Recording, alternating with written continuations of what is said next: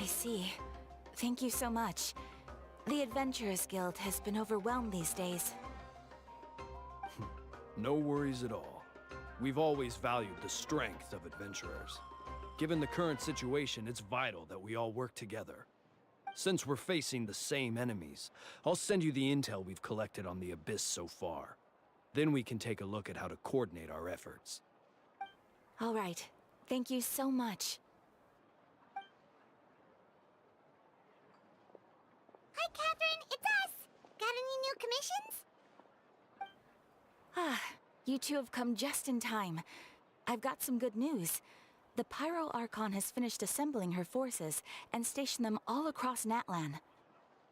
Given how the Abyss has ramped up its activities lately, we can no longer afford to act only after receiving news of an invasion.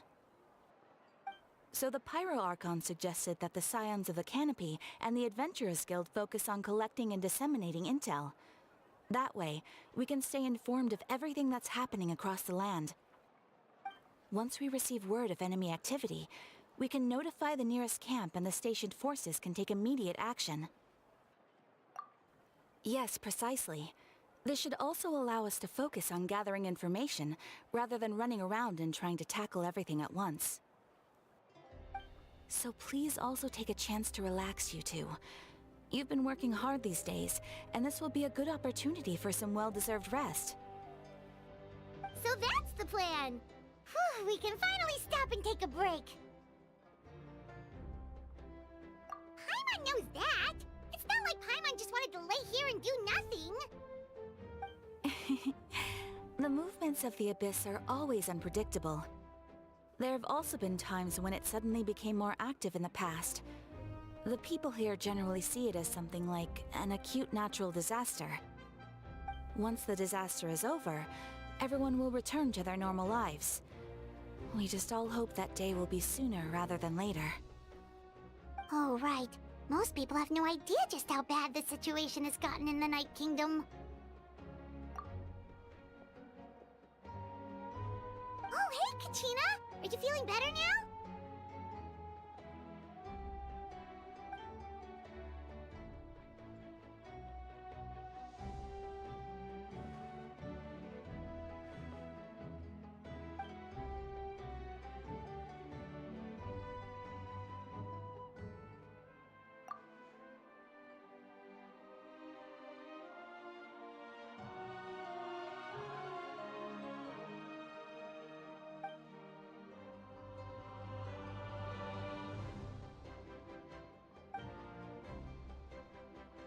Wow! So we'll finally get to meet Xilonen, the legendary forger of ancient names!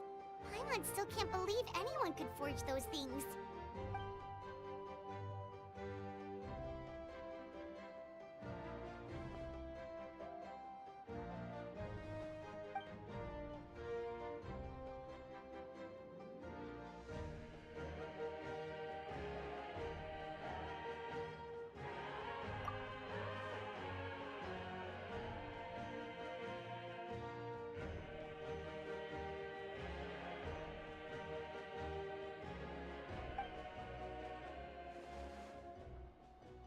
Hey, have some confidence in yourself, Kachina.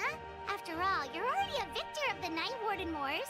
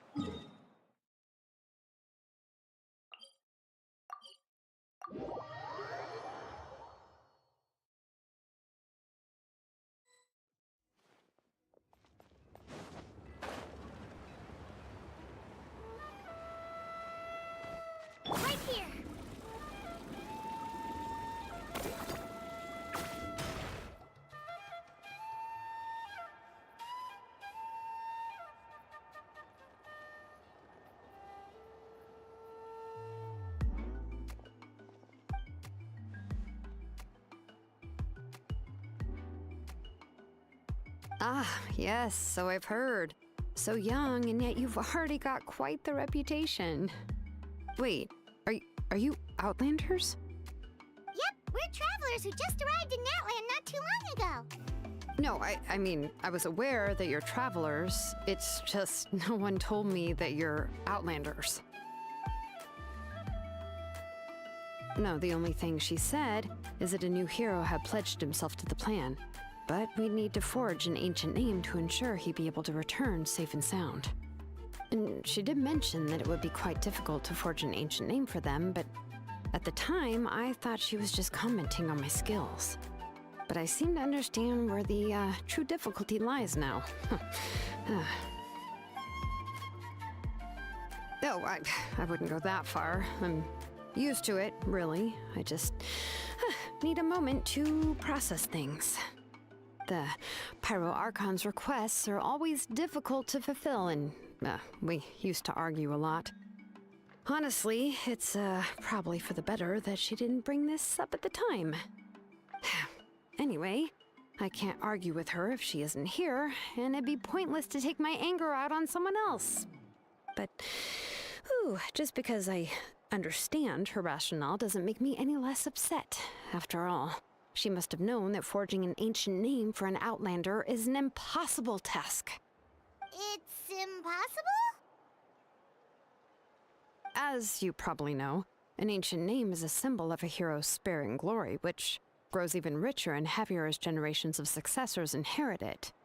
We forge ancient names by engraving the heroic deeds of an individual who will become the first hero of that particular name.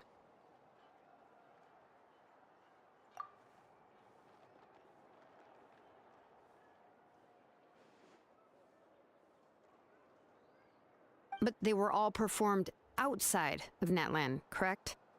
Yeah, that's right. Then those deeds haven't been recorded by the Night Kingdom. To take it one step further, even if you had performed heroic deeds in Natlan, as an Outlander, your actions still wouldn't have been recorded by our lands. Only memories and experiences that have been acknowledged by the Wyab can be used as a basis for an ancient name. Even the greatest of craftsmen cannot create something out of thin air, you know. That's just how it is. Seems the Wyab don't want just anyone to get a name, huh? Mawika, of all people, should know better than anyone, yet she's still entrusted the task of forging the ancient name to me. Oh, Paimon gets it. Nobody's happy being asked to do the impossible.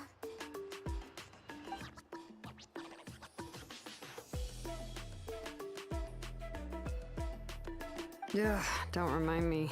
Let's just focus on how we can pull this off. How to achieve the impossible. You mean you're already willing to accept the task? Well, what else can I do? What's happened is already done, and it's not like I can outright defy the order of my Archon.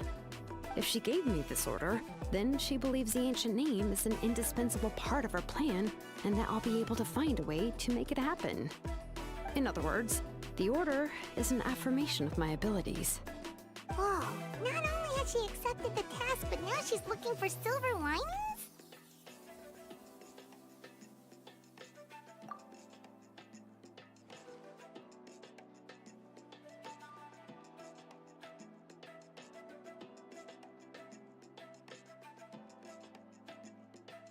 The key is getting the Wyab to somehow acknowledge the traveler's existence and record his heroic deeds. We heard the voice of a Wyab when we were in the Night Kingdom before. We even had a whole conversation with her. If we can talk to her again, maybe we can figure something out together. Well, every tribe has their own Wyab. How do we know if the one you met is indeed the best one for us to talk to? Plus, considering the unprecedented nature of this situation, I have a feeling that the acknowledgement of one Wyab alone would probably not be enough.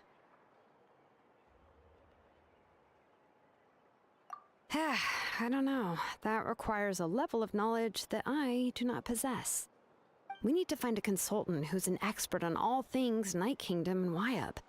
The first person who comes to mind is Xilonen at the Masters of the Nightwind, the one we call Granny Eats to Lead.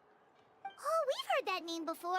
We used her Spirit Speaker stone to find Kachina's ancient name. A person who can make something like that must be pretty impressive. I'm unsure she'd be able to help.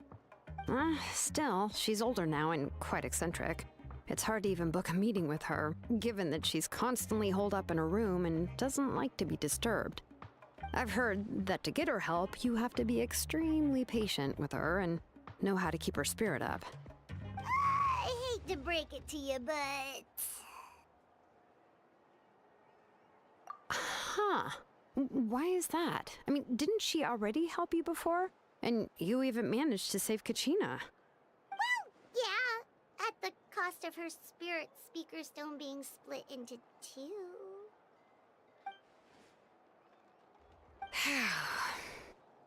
Great going, Moeka. We're already off to a rocky start here. In that case, I guess your only option is to try to emphasize that this is an important order from the Pyro Archon. Hopefully, Xilonen would still want to show respect to the Archon. I'll also write you a letter on your behalf. If you can find someone to deliver it and mention some good things about you, then that should help too.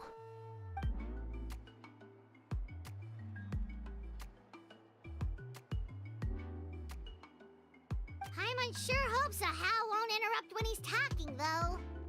All right, Kanich is a seasoned negotiator. I trust that he'll know the best things to say. Please just give me a moment to write the letter, and we can meet up near the Statue of the Seven later. Sounds good. We'll take a stroll in the meantime.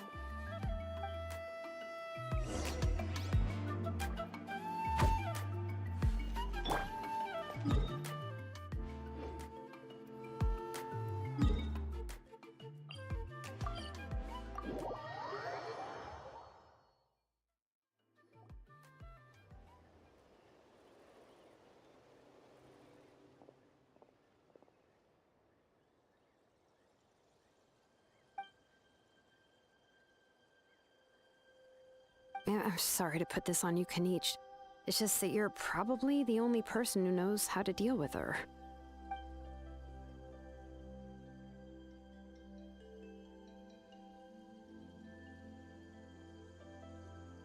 Oh, wait, so Kachina and the Traveler also know about the plan?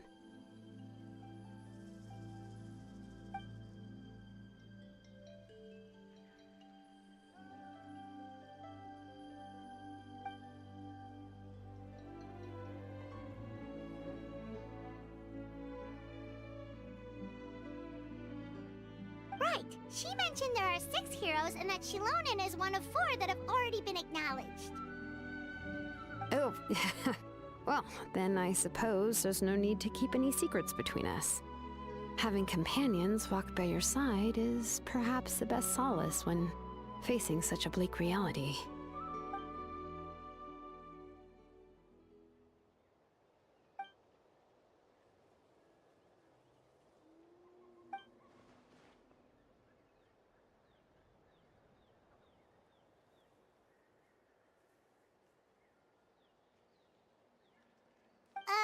See, Lolly knows him too?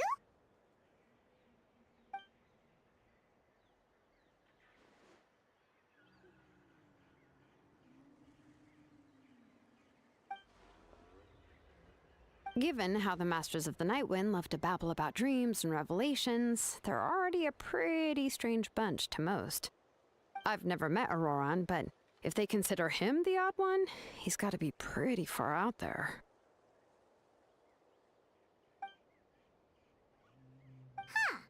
Makes sense. But Paimon wonders how Lolly could be the first one to notice Auroran's disappearance if she spends the whole day in her room.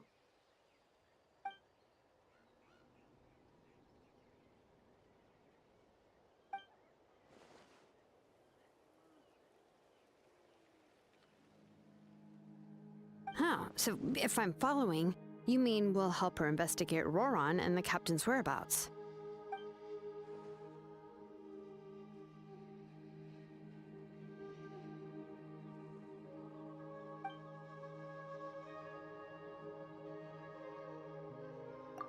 Yeah!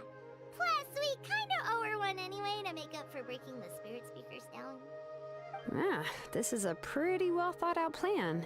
As expected of Molly Poke Nietzsche. Then, yeah, I'll leave my letter to you.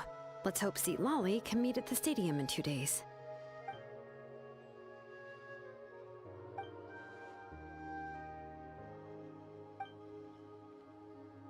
Okay, then let's part ways for now. I'll see you in a couple of days.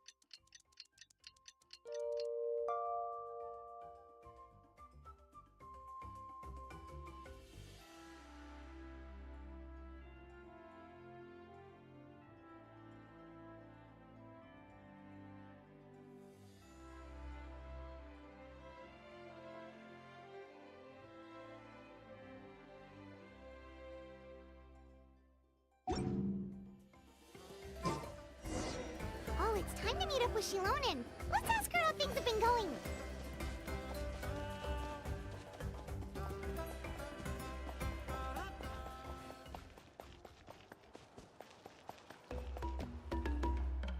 Hey, Xilonen, how's everything going? Oh, hi, Traveler and Paimon.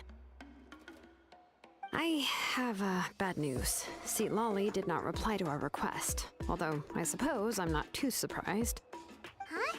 You mean she didn't even bother to give Kenichi a response? Guess she really does have quite the ego then. Yeah, well, she can be also quite eccentric, though she's one of the most gifted people around. Even the Masters of the Night Wind often struggle to work with her. My guess is that she probably has other reasons for not deigning us with a response. But let's go to the stadium and see if we can meet her there. If we do get a chance to talk to her in person, we can still try to work something out. That's true. Let's go!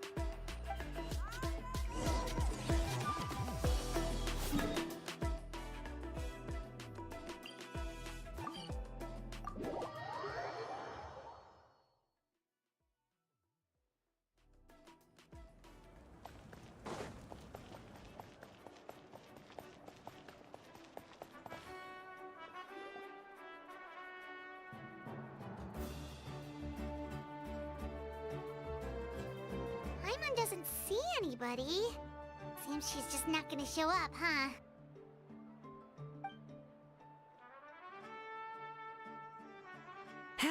Well, we tried to be as considerate as we could, but she's under no obligation to help.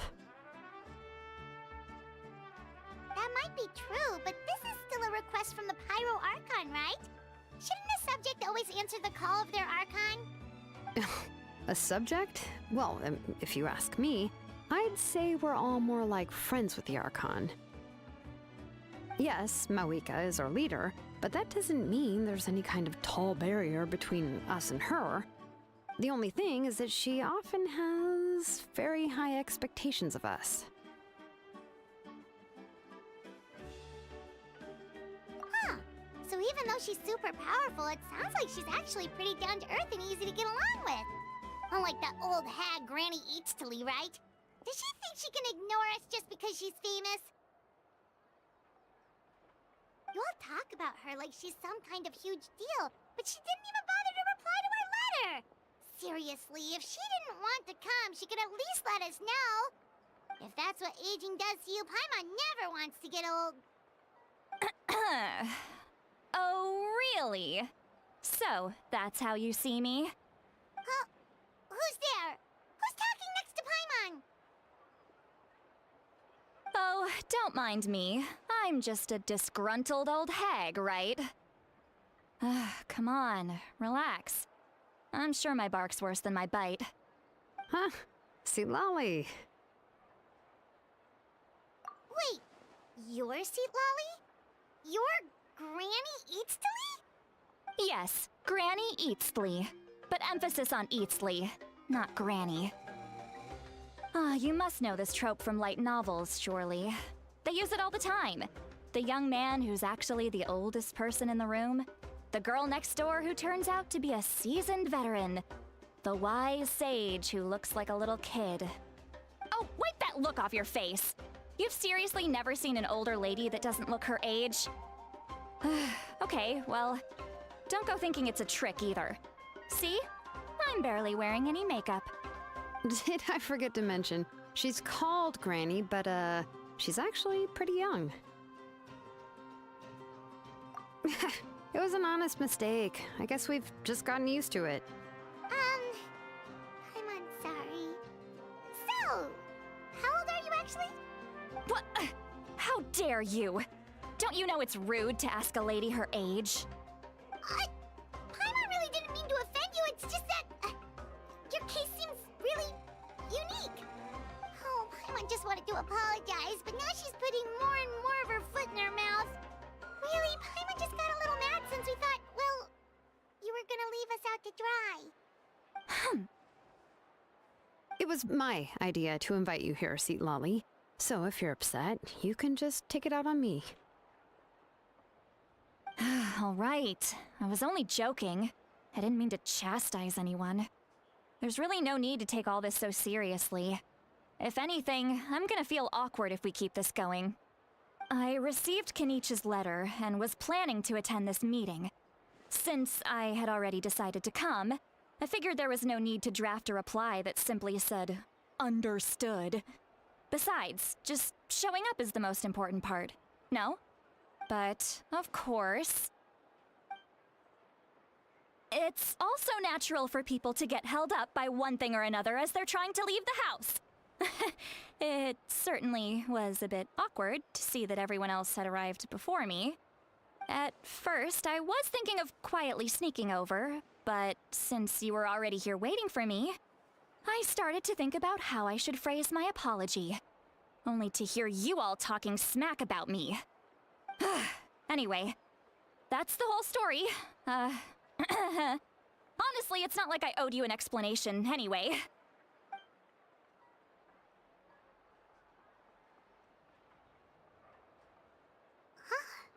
What's with that expression?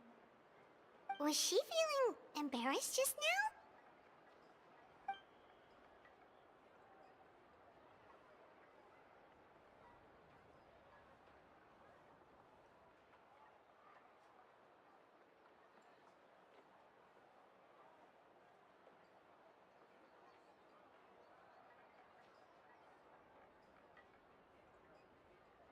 When the Masters of the Night Winds say they struggle dealing with her, I wonder if the feeling is mutual.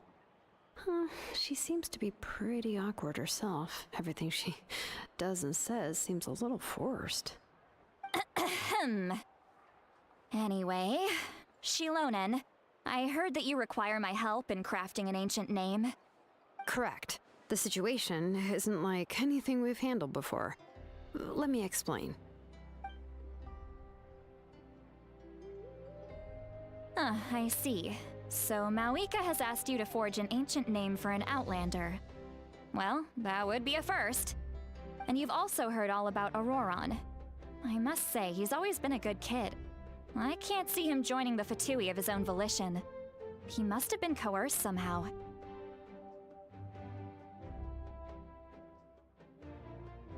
Yeah, that's what we came here to ask you.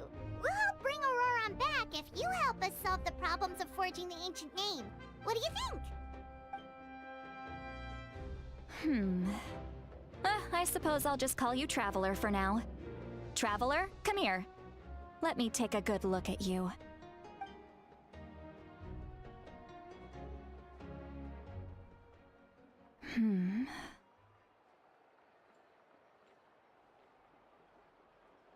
Wealth leads to unending conflicts between people. Yet you alone transcend the value of gold.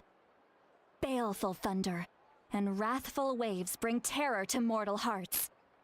Yet again and again, you've braved them to find new worlds. A weary yet free soul. Even the most verdant leaf in the forest We'll pray for your happiness and safe passage. Those are all the things that I could see in you. You've experienced far more than even most mortals could dream of. You possess the heart of a sincere hero, along with the conviction to lift a torch above your head and walk headlong into the night. Huh? Don't move. There's something here. Huh? What thing? Don't scare Paimon. Is the traveler gonna be okay? Ah, shoo! Ah, that should do it. You've just returned from the Night Kingdom, so some fragments of souls were still stuck to your body. No need to worry. I've just cleared out the last of them. Isn't that kinda like having part of a ghost come back with you? It's nothing as serious as that. If left unattended, the most it could do is stir up some chaos in your mind, and generally worsen your mood. Well, in that case, better to get rid of them. It was nothing. Xilonen, let's follow your proposal. Once you've brought Auroran back, I'll take you to see the Lord of the Night. The Lord of the Night? But don't we need to talk to the Wyab of the tribes? Something this important is beyond their jurisdiction. Only the Lord of the Night can decide whether we can grant an ancient name to one who does not hail from our lands.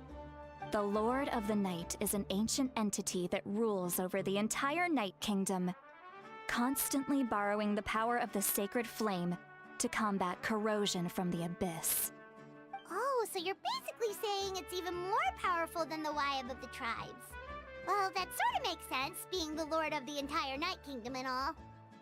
Not exactly. It's not so much that one's more powerful than the other. But never mind. That's not important. It would take too much time to explain. Just listen carefully to what I'm about to tell you. The Lord of the Night is currently in a deep slumber, and we can only communicate with its consciousness while in a trance. In other words, in a dream. But I will need to prepare a few more things if we are to hold a ceremony to achieve the state of the trance. I'll make a list. Can any of you get everything for me? I can go. It'll probably be a long list, so better leave it to someone who knows all the local vendors. Sounds good. Then we'll go with St. Lolly to track down Auroran. Phew, the Fatui are nothing to scoff at, so please, be careful during your investigation. If you need any help, just come find me. Yep, we'll be sure to play it safe.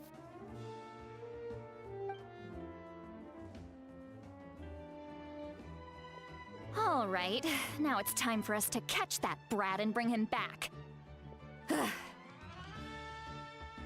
I'm sorry I made you wait earlier.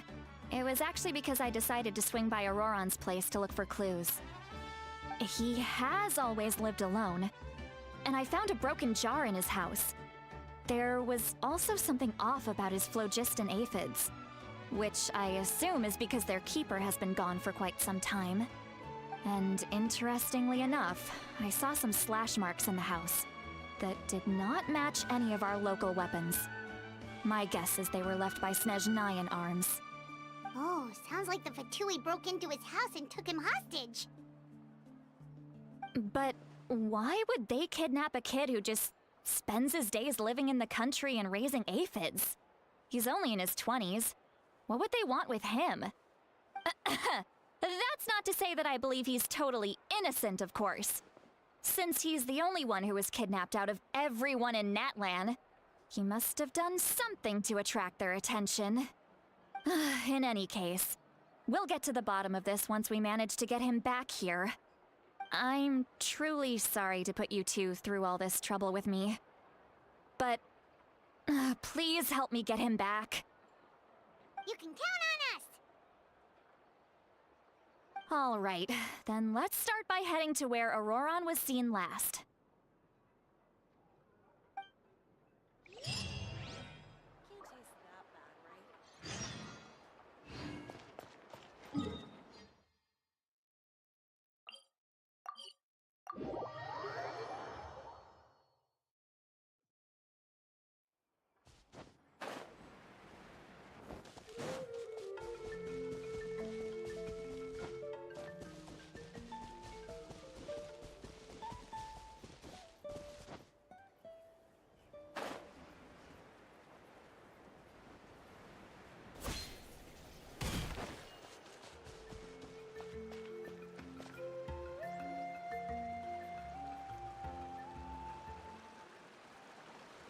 This is the spot.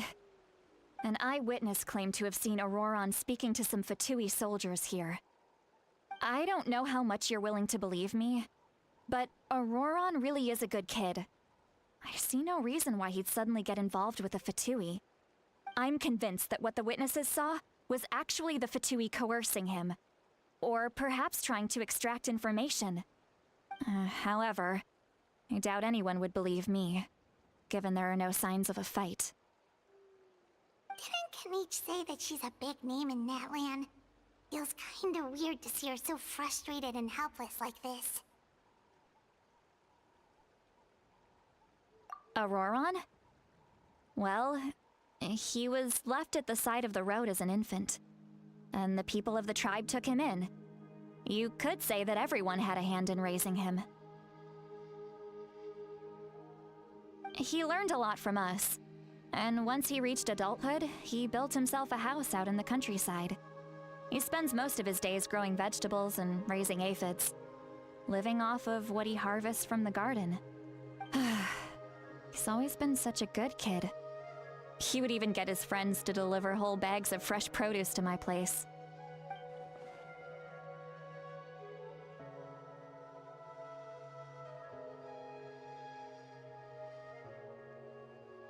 Oh well, let's keep looking. He can answer all of our questions once we find him. He's been raising phlogiston aphids for a long time, and since they were disturbed, they secreted a special type of phlogiston. We can use that substance to track his movements. Let's follow the phlogiston trail. Huh? What trail? Paimon doesn't see anything. Oh, right. I forgot your eyes don't naturally perceive such things. Here, give me your hand.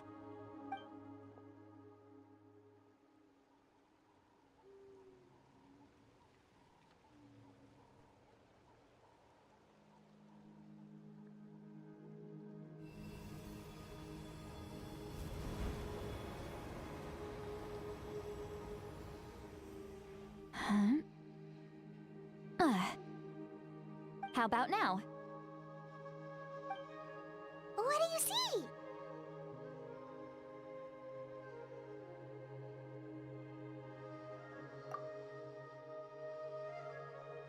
Whoa, Paimon can see it now too! That's right. I used a spell to temporarily transfer a portion of my senses to you. For a short while, you'll be able to see the phlogiston too. Wow, you can even share your senses with us? First time Paimon's heard anything like that. It requires a very rare spell that most people aren't adept at. But don't worry, it's a cinch for me. Between the two of you, it seems the Traveler's senses are a bit stronger than Paimon's. When I held your hand just now, I could sense that you've got a great affinity for phlogiston. You're extraordinarily gifted. Anyway, we'll need to use our vision now to track down Auroron. Good luck, you two. Over here, this way! Sweet Lolly might say a lot of deep and confusing stuff, but this spell of hers is really something.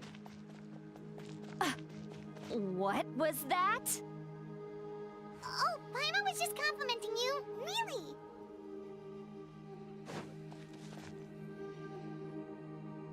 What does she mean by deep and confusing?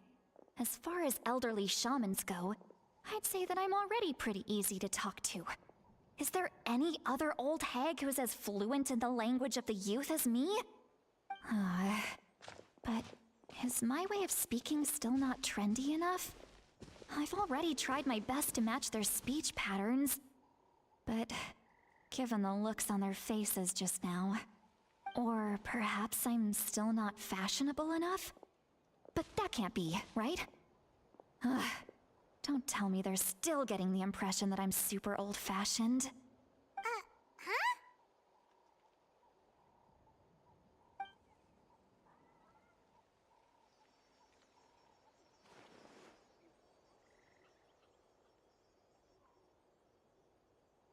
Was that Sweet Lolly's voice?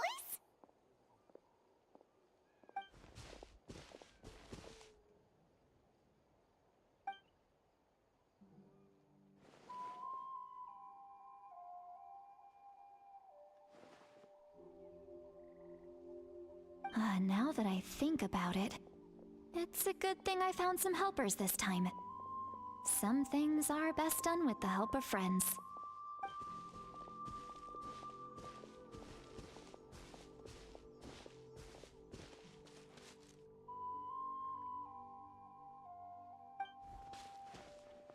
Oh? They appear to be feeling quite confident. Looks like our work will go smoothly.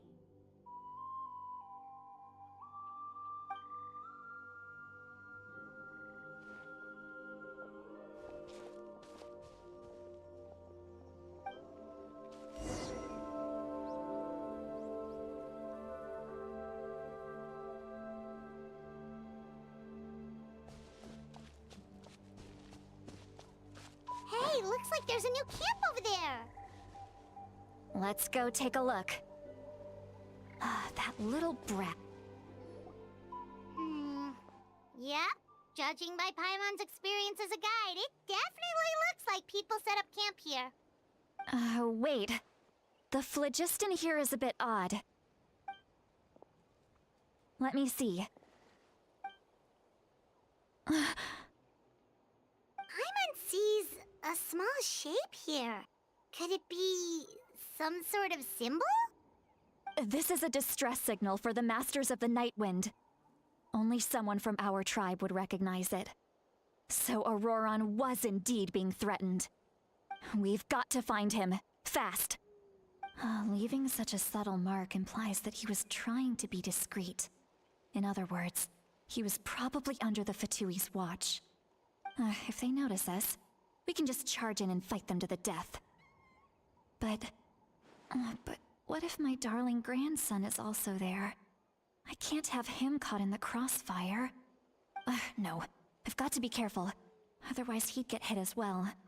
How annoying. No, I've got to stay calm and keep my composure.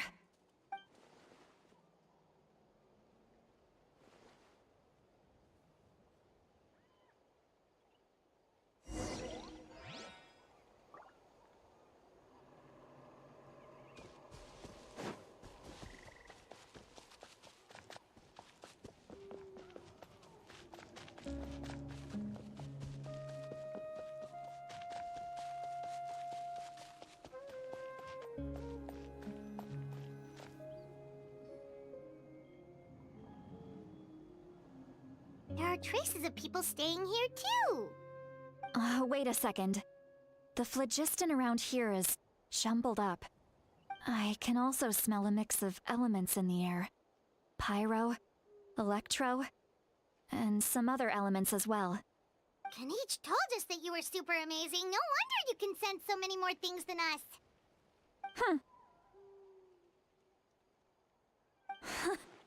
It's about time that little brat said something nice about me. There are signs of a struggle here.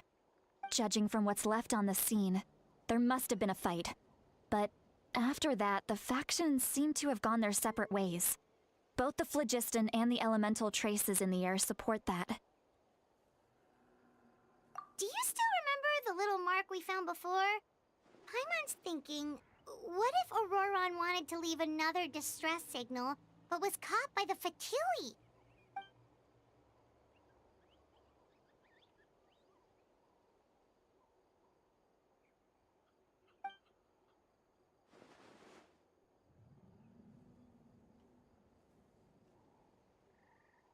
Given there are two signals leading from here, we should split up as well. I'll take this direction, and leave the other one to you. Let's meet up again later.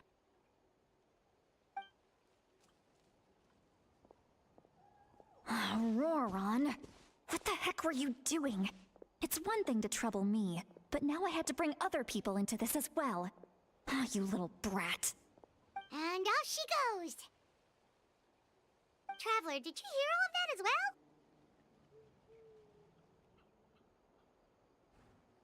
Once Xilonen left, that voice went away as well. Paimon even tried calling her name inside Paimon's head, but there was no response.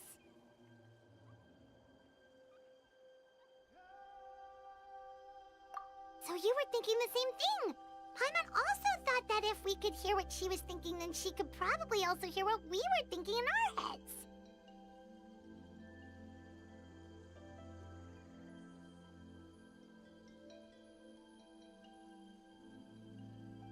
She did say that she was quite adept at this spell, and it doesn't sound like she's had any trouble with it in the past. Huh, maybe we're a special case and can hear her thoughts as a side effect. If you think about it, she's really got a lively inner world. It paints quite a different picture from Paimon's first impression of her.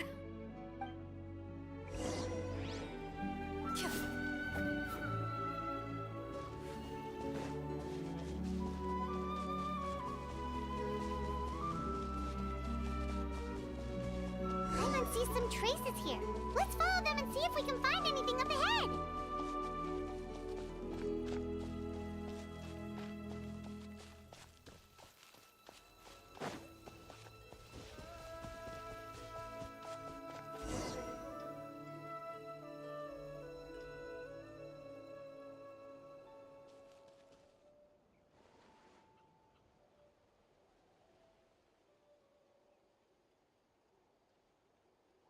Did you find something?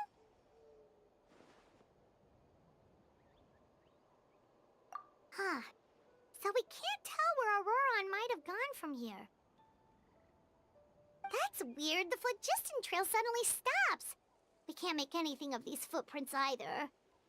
But he can't have just evaporated into thin air, right? We know he wasn't alone. He had all those Fatui with him.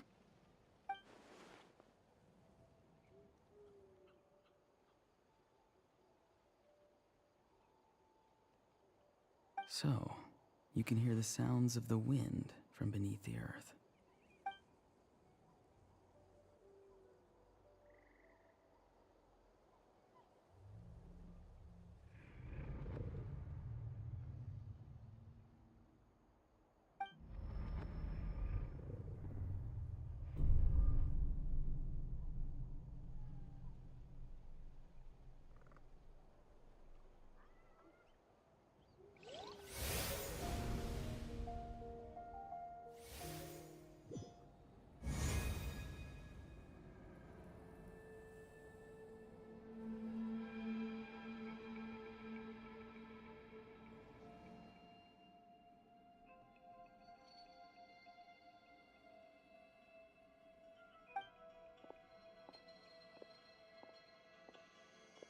I'm very sorry, but please do not move. I have no desire to hurt you. I apologize that our first meeting has to take place like this. It's just that you're much like one of those animals with ears that perk up as soon as it senses danger in their environment. And given your combat proficiency, I would not have been able to gain an advantage over you if you were anywhere else in the world. However, you're now in the Night Kingdom, a familiar domain to the masters of the Night Wind. Hello, traveler. I'm Auroron, the one you've been searching for. Ah, the Fatui's custody. I see. So even Granny has told you that I was coerced by the Fatui. I'm afraid you've been brought here by a lie, like a false omen in the lingering smoke. My friend and I only left those traces to lure you here. Deceiving you was never our true intent, however. It was simply the fastest and most feasible way for us to set up a meeting. Greetings, traveler from afar. Be careful with this traveler. His soul is temporarily restrained by us, and it appears to have become more fragile in the process. It's taking all my concentration to hold on to him.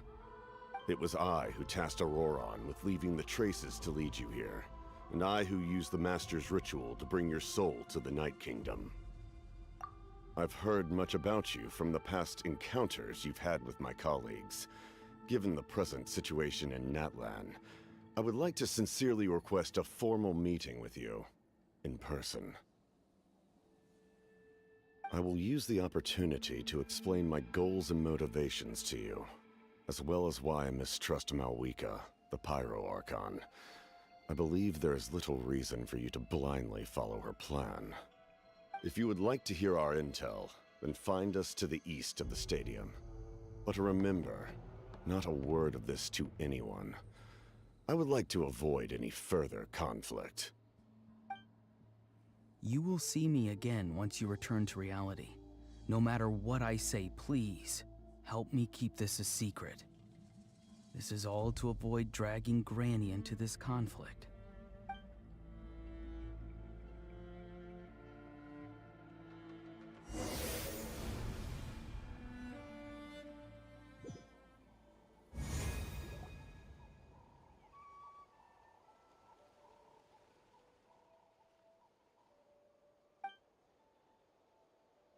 Hey, what happened just now? You suddenly collapsed and stopped responding.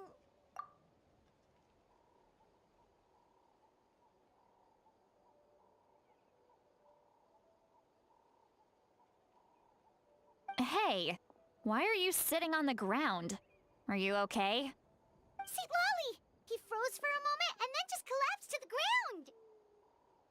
Could it have been those leftover remnants from the Night Kingdom? Do you have any itches or pain anywhere? Don't worry. We can take a short break. Sorry, I know I asked for your help. But had I known you were feeling unwell, I wouldn't have taken you on this trip with me.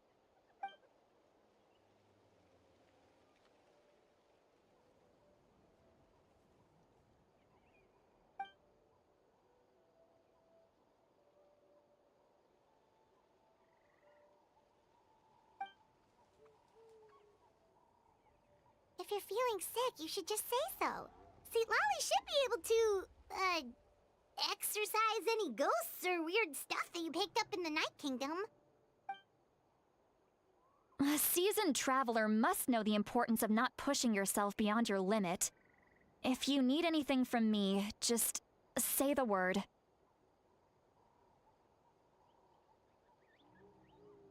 In any case, let's take a bit more time to rest now.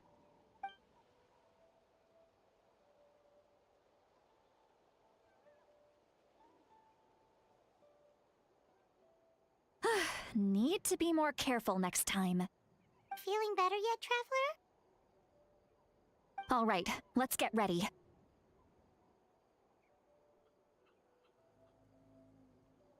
I followed my phlogiston trail earlier to a stronghold guarded by soldiers. I have a feeling that Auroron is probably being held inside.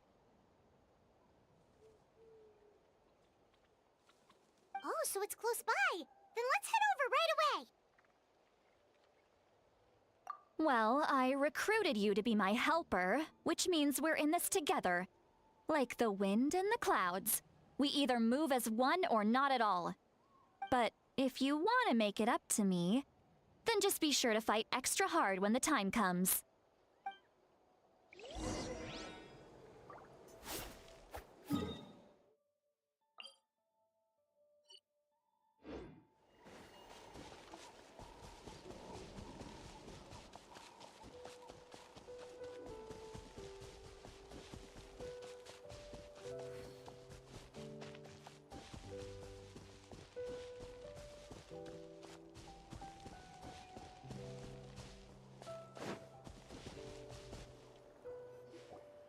Look over there.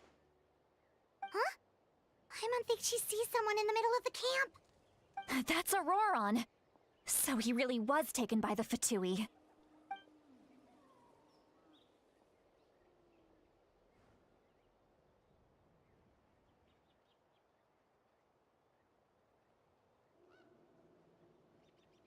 All right, we'll take the lead.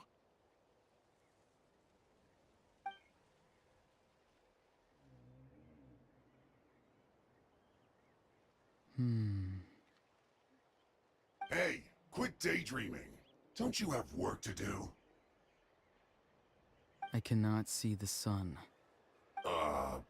What? Without the sun, I cannot see the truth. You are currently blocking the light, so I must beseech you to move aside.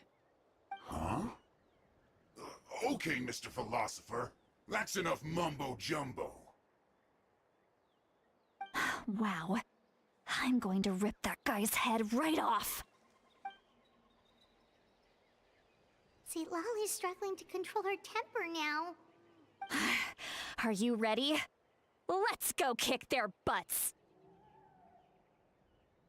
On my count. 3, 2, 1!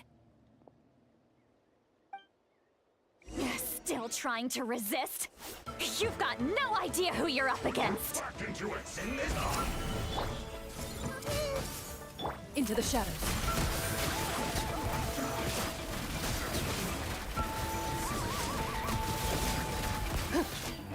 I will have order. Solidify. Down! Loaded. Let's move.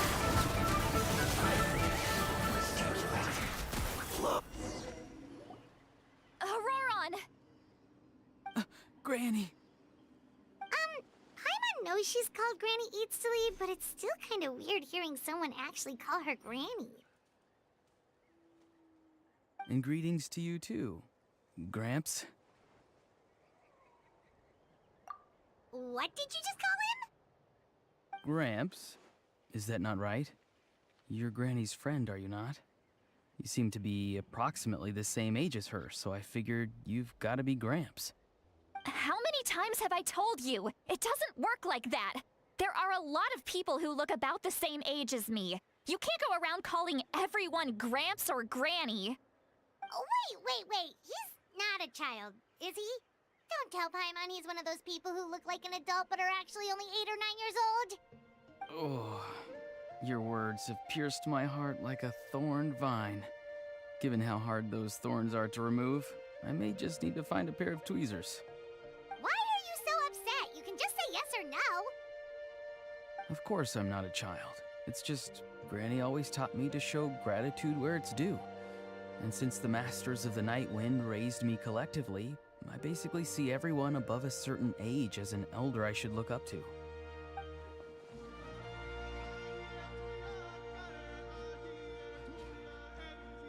Exactly. But if you keep that up, then everyone's going to be your senior. And do you think saying all of this is gonna save you from a scolding, Auroron? Haven't I told you 100 times since you were a kid? Heed the 3 warnings. Be wary of beasts prowling around, scammers looking for their next victim, and strange people who appear out of nowhere. Oh, so you do remember, and you just chose to ignore them. I always knew that living on your own was going to get you into trouble sooner or later. But getting kidnapped? That really takes the cake. You won't always be able to rely on other people coming to your rescue, you know. You're just lucky we got here when we did. Or we might be launching another search and rescue operation to find out where they put your severed head. I'm sorry, Granny. I'll be more careful next time. Next time? Oh, good one. You think there'll be a next time after this? Not a chance. They didn't hurt you, did they? No, they just asked me a lot of questions about Natlan's terrain and made me draw a map of the ley line distribution. Okay, now answer me honestly. Were you the one who helped the captain escape after his battle with the Pyro Archon? Yes. So why did you do it? Because they said they would need my help from there on out. They also said that if I refused, they'd just come to you, Granny, and they'd already figured out a way to make you do their bidding. Hey! I'm no ordinary Granny! Would they really dare to come after me? And you! Did the gods give you a brain just for you to not use it? Did you really believe everything they said at face value, and not stop to think? Thankfully, the Pyro Archon only asked that we find the mysterious individual from the Masters of the Night Wind, and didn't slap your name on a wanted poster. Don't think for a second that she doesn't know what's happening. Even if the truth that you see will soon manifest into reality, there is still no need to preemptively panic. Have you forgotten the words that I've taught you? I'm sorry. Forget it. we can submit the details of this camp and the defeated Fatui as evidence of your innocence. Let's clean this place up and get back to the city. Auroron, you better remember this lesson well and seriously reflect on your actions. Also, once we return to the city, come to the speaker's chamber with me. I'll need you to explain everything.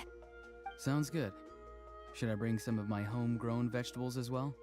Your vegetables? Yes. I grow a lot of fresh produce in my garden. I hope the Pyro Archon won't be too picky about the selection. Now's not the time to be thinking about that.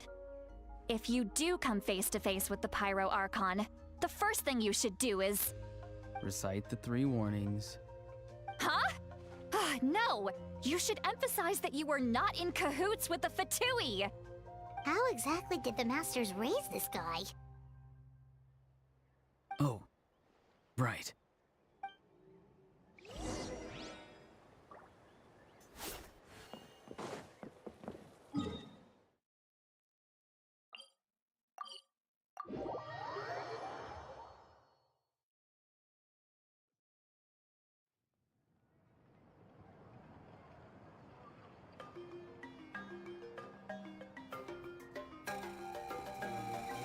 I see.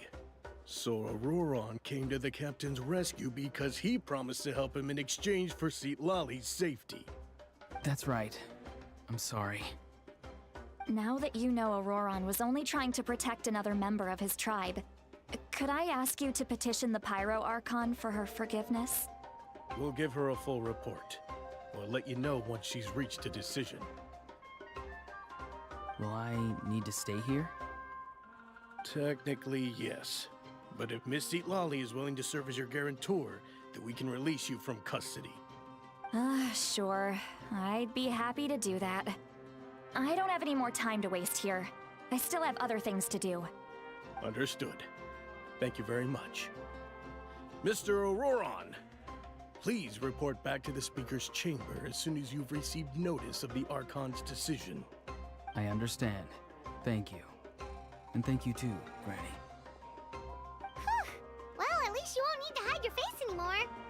Traveler, Paimon, thank you very much for your help. And don't worry, I haven't forgotten about my side of the deal. Once Auroron is settled, I'll go talk to Xilonen and get started on forging an ancient name for you. Oh, thank you.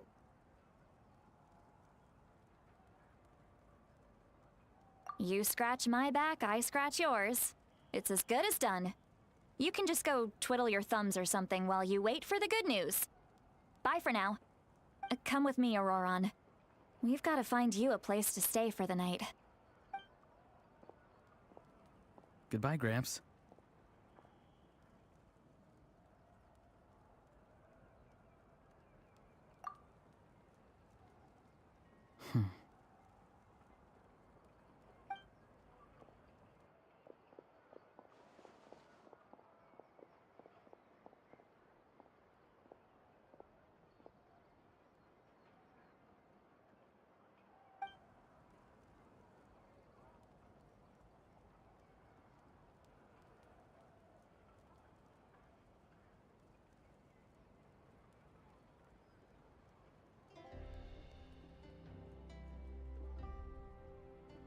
We're finally done. All right, it's time to find some grub.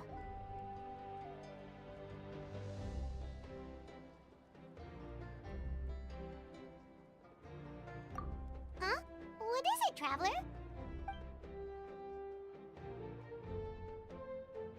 What? That captain? Sorry. Paimon just didn't see that coming. So you really saw him in the Night Kingdom? And he didn't attack you? Oh, that Auroron, what is he up to? He sounded earnest enough just now. Paimon would have never guessed anything was happening. All that stuff about protecting Xilolen and being forced to help the Fatui, when he's actually been a willing accomplice all along.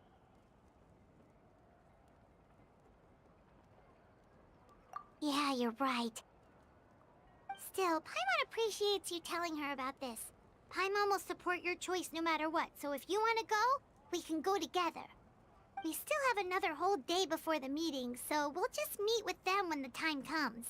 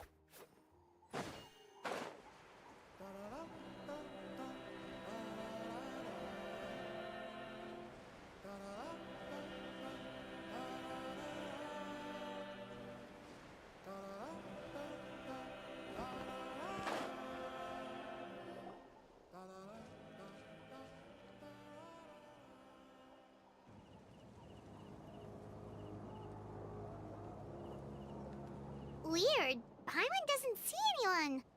Oh, please don't let this be a trap.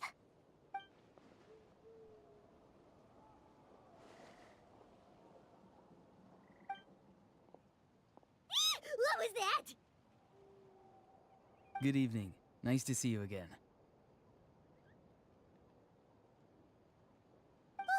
It's you. You shouldn't pop up from behind people like that. What are you, a ghost? I'm terribly sorry. It's just a force of habit. And what's with you apologizing all the time? You sound so polite and honest, but you're actually doing shady stuff behind people's backs. You're right. Granny tells me that too. Huh. Come to think of it, you remind me of her. Sometimes you two sound really similar, you know. Oh, so you're gonna call Paimon Granny too now? Well, I could.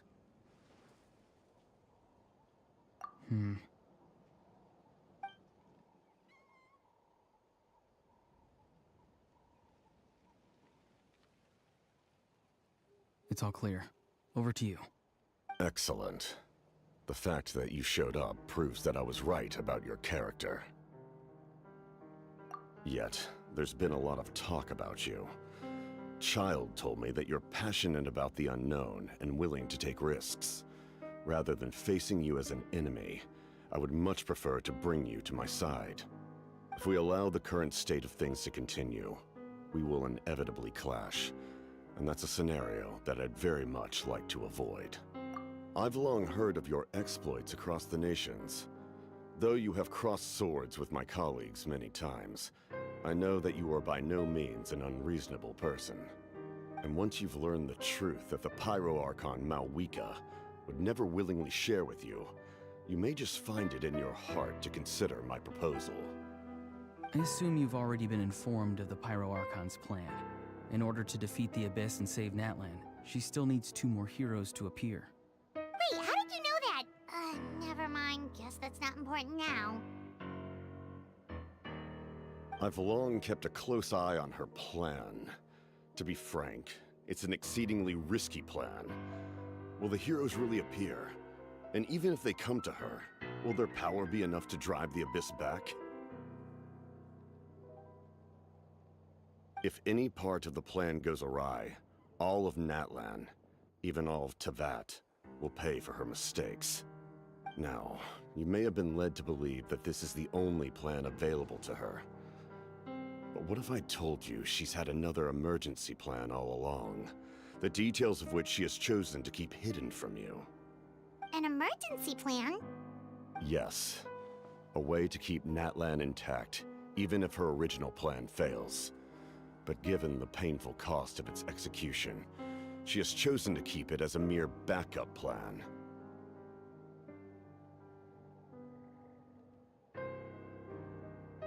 Whether this stems from hesitation, fear, or even naivete, I cannot say. But Natlan cannot afford to wait until she comes to her senses.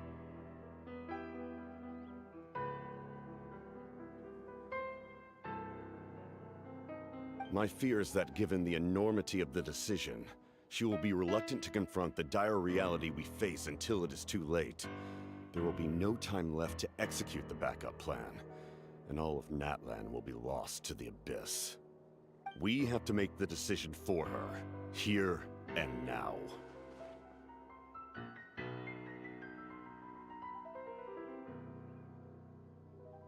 Yeah, do you have any evidence for all this? Just telling us a bunch of scary stuff isn't enough, you know. Besides, wasn't it you who tried to seize the Gnosis for the Tsaritsa's plan?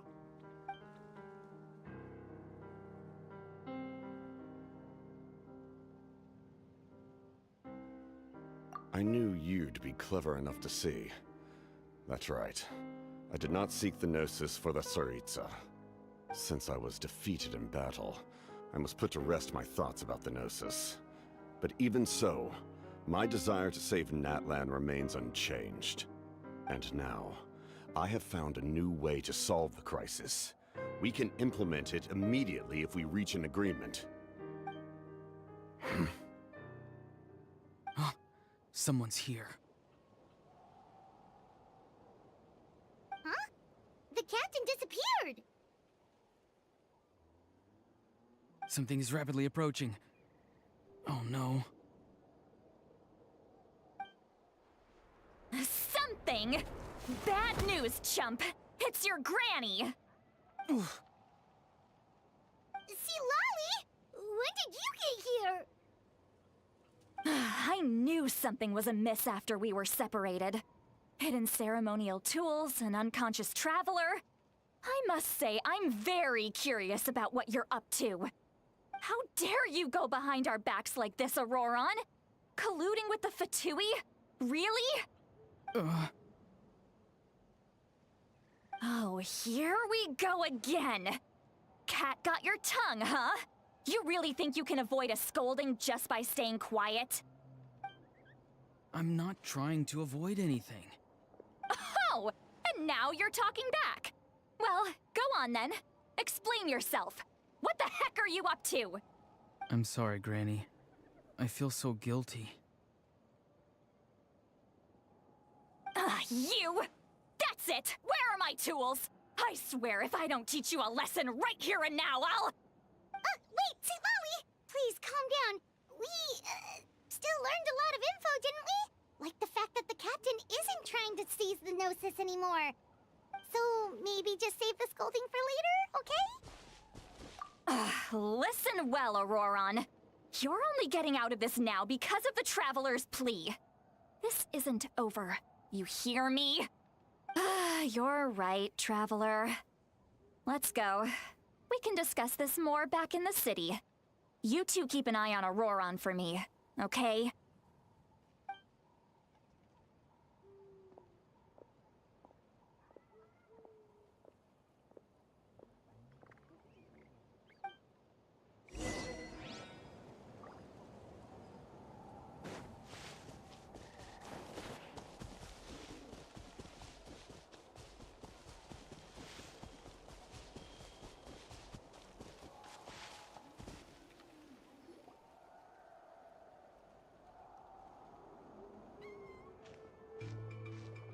In all my years, I've never had a child cause me so much grief.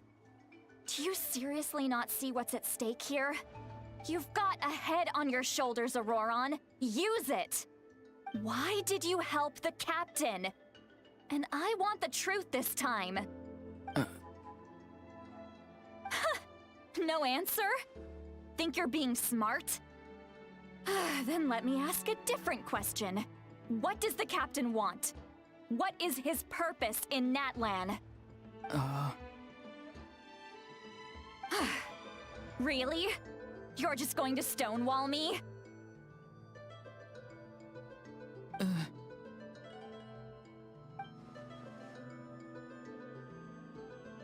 Just use your brain for a second. What do you possibly stand to gain by helping the captain? Only endless trouble awaits you and everyone in the tribe. You've always been a good kid. Why would you throw that all away now?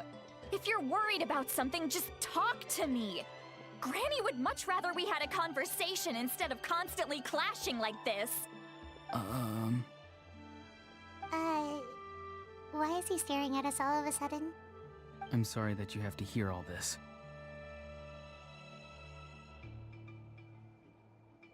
You're very kind. Most people would have fled by now. Not everyone can handle Granny's scolding.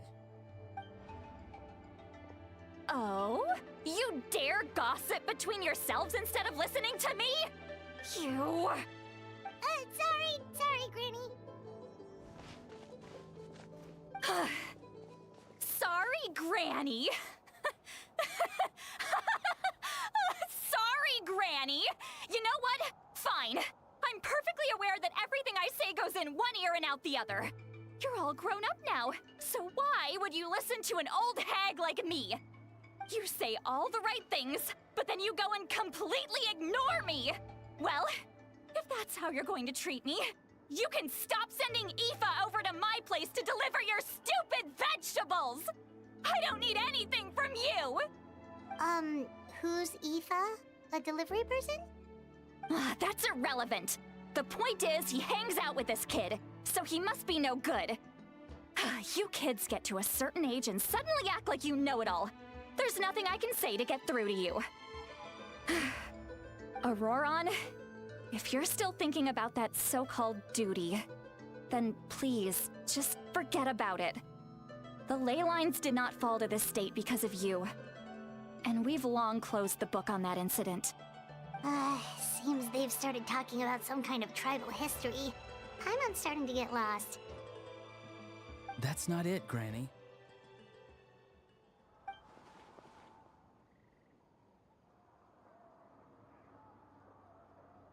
I know you tend to get down on yourself when you're upset, but I can tell I really hurt you this time. All I can say is I'm sorry. His voice. Auroron! Where have you gone? It sounds like he's somewhere super far away, but isn't he right here in front of us? I'm really sorry. It's up to all of us to do everything we can to save Natlan. So I've got to go. Get back here this instant! Auroron! What is this? Powder from plant spores? Is that the trick he used? What just happened? How was he able to suddenly get so far away like that? It's a trick of his. If you grind spores into a powder and spray it in the air, it can be manipulated to create an illusion. He pulled it off flawlessly. He must have put a lot of time into perfecting it. Don't tell me that's how he's been hunting in the fields these days.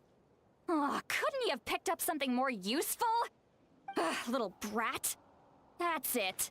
The next time we meet, I'm definitely going to break his legs. Whoa, that's a little extreme.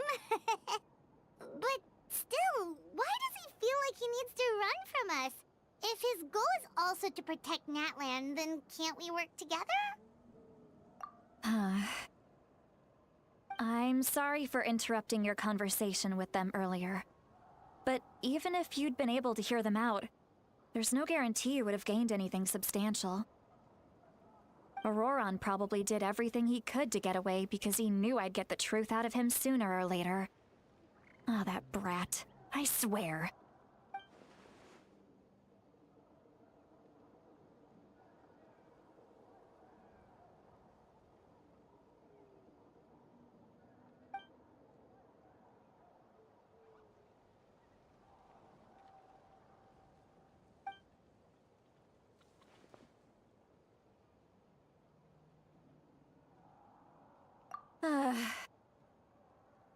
We've got quite a long walk back to the city.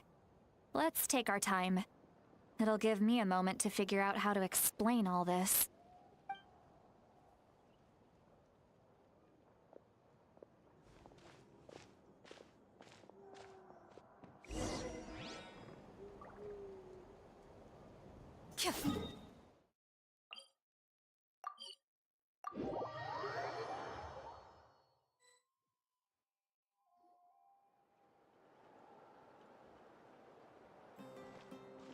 Do you two have some time? Feeling hungry? How about we get something to eat? Oh, right. It's been a while since we last ate. Now that we can relax, Paimon just realized how hungry she is. Then let's go. We can find somewhere to sit down and talk. Food and drinks are on me.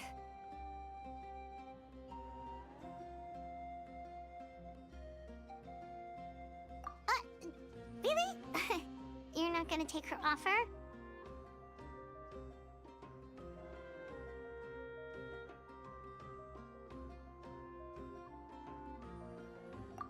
That's right. Xilonen has gotten a lot quieter since Aurora ran away. She seems to be having a hard time. He's right. We're seasoned adventurers, so we're more than capable of paying our own bill. Hey, come on now. You won't even let me take you out for some food and drinks? I just wanted to treat you to a meal. Are you sure? We can save you some Mora. Mora is the least of my concerns. Besides, we're definitely due a meal after all the time we've spent together. Let me get this one. I might be an old hag, but I like to think I'm not completely useless. Sure, that's fine with us, but Paimon doesn't want you to be sad, sweet Lolly. Don't worry. I'm sure a juicy grilled steak will work wonders.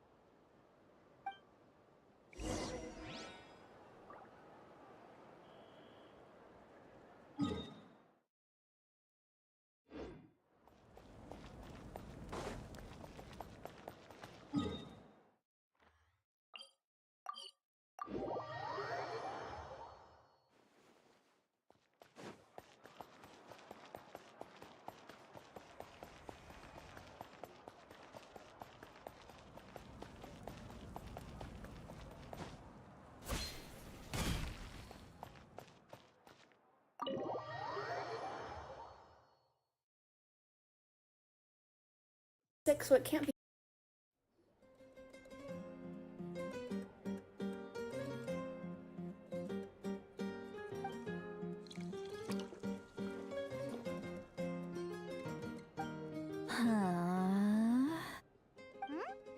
What are you looking at? Do you see two people standing by the door? They look like spitting images of each other. Are they twins?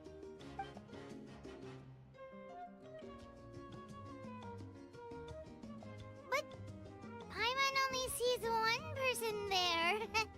Huh? How could that be? I guess my mind isn't as sharp as it used to be. Give me another bottle, boss! Do you think she's drunk?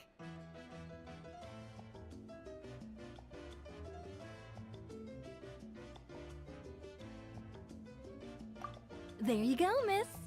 Oh my, it's not every day you get to see Granny Itzley here with some friends. Not to mention ones who've made a huge name for themselves recently. Oh, so you've heard of us? Of course I have. Aren't you the ones who saved Kachina and brought her back? No wonder you hit it off with Granny Sidlali. She wouldn't spend time with just anybody, you know. I don't even remember the last time I saw her with a new friend. Wait, so you call her Granny too? Well, given our ages, it'd probably be more accurate for me to call her my great-great-granny. She's one of the most famous people at the Masters of the Night Wind. Most days, hardly anyone even dares talk to her. Huh? Gossiping about me right in front of my face now, are you, Chonka? Oh, please, Granny, I wouldn't dare. I'm just beyond happy to see you bring over some new friends. After all, any friends of our regulars are sure to be great customers too. All right, that's enough. Go on now. I'm sure the other customers would like to talk to you as well. There's no need to keep staring at me. I promise I'll keep my alcohol down until I leave. Well then, you have my thanks.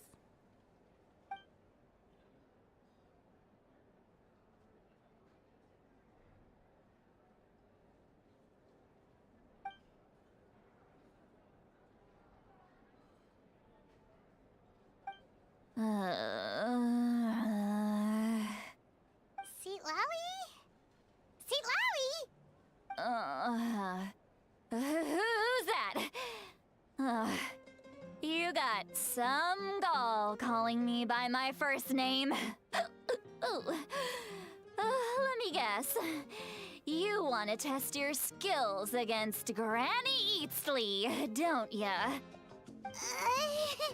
Are you still with us, Seat Lally? You're kinda talking to no one. You chumps come around here, picking fights with me? Well, you know what happens next. You lose, and then run off home to tell everyone about how I'm this big scary bully. It's always the same story. You brats start it, I finish it, and then I end up with the reputation of being some kind of terrible monster among the shamans. I mean, come on. Monster? Me? Really? What did I do to deserve that? Granny Seat Lally, you're not a monster at all. Exactly! And while we're at it, I'm not some lazy slacker either.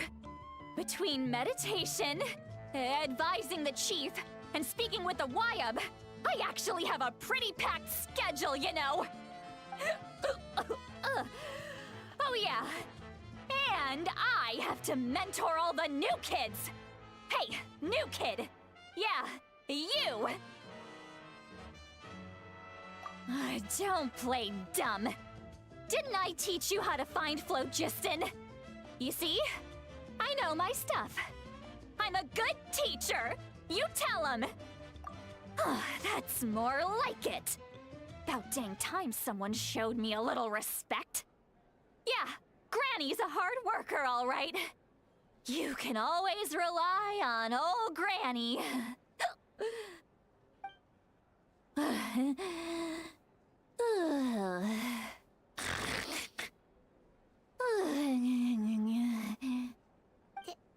Did she just fall asleep with her eyes open? Oh, jeez. Behind this pitch-black curtain, a chapter of hatred reveals itself. Behind the smoke. The lingering smoke. She's meditating again. She does this whenever she's had a few too many drinks. Her mind's actually racing at this point. It's quite the opposite of sleep. Is this another specialty of the Masters of the Nightwind? No, I'd say it's an ability that's unique to Citlali herself. While she can easily pick up everyone else's skills and tricks, few have been able to master hers. Warning, warning. Red, red, the color of danger, has now arisen within that pair of eyes. Huh?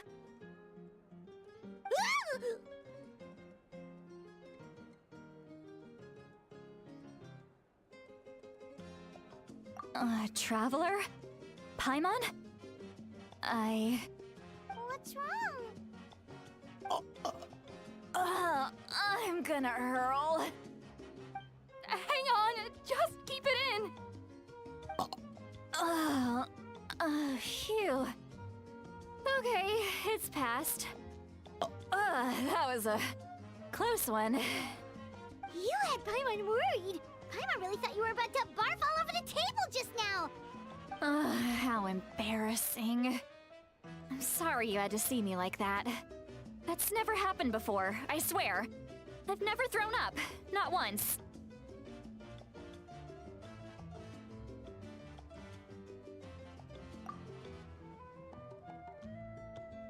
Are you feeling okay? Want to take a quick walk and get some fresh air?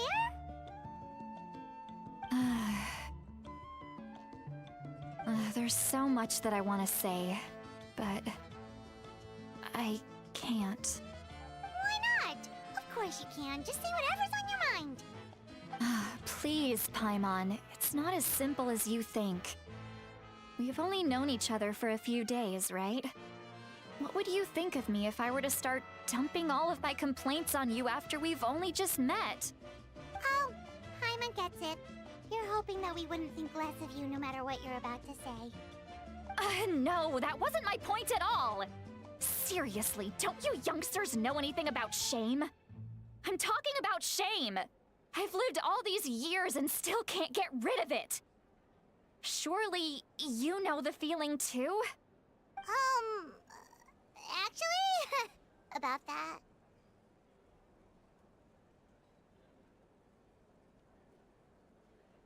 Huh? Tell me what? Yeah, this is as good a time as any.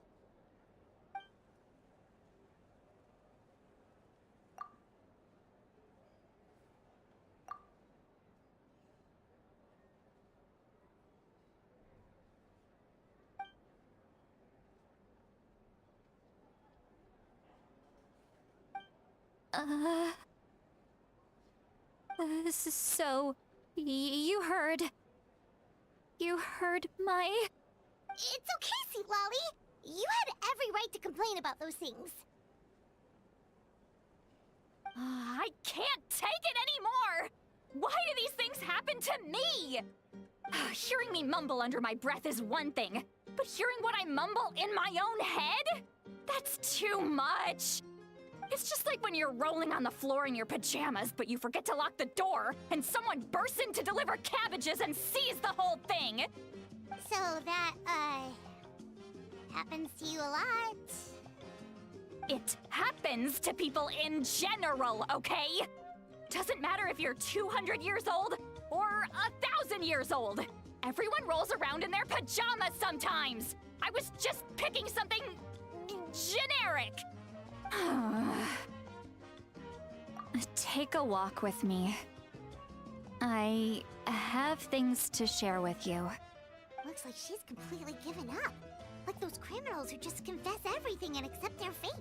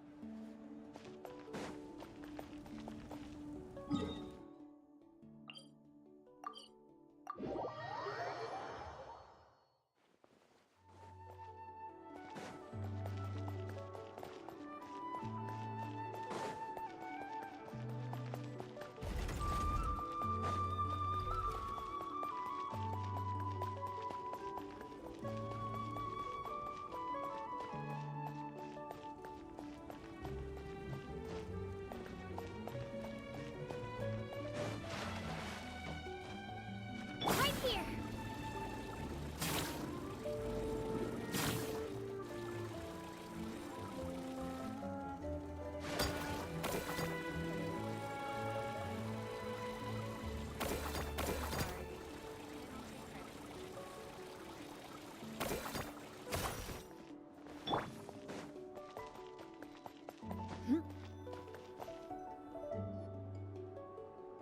Well, great view, right?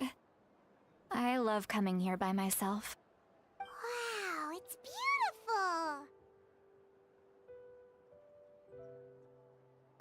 beautiful! You're making me want to cry. Oh no, what do we do? Please don't cry! I was an expression, okay? A figure of speech. I'm just... embarrassed. Here you are thanking me. Even after you helped me all this time.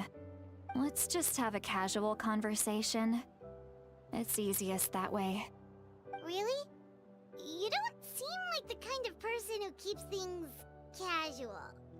Well, I guess I used to be more of a stickler for the rules. And you're right, I don't usually open up to the people of my tribe like this. I'm just an eccentric old hag to them.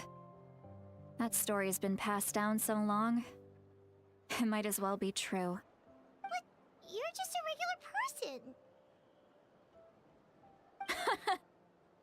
The kids of my tribe would have a heart attack if they heard you say that. Granny Eatsley is a powerful figure. Be careful around her.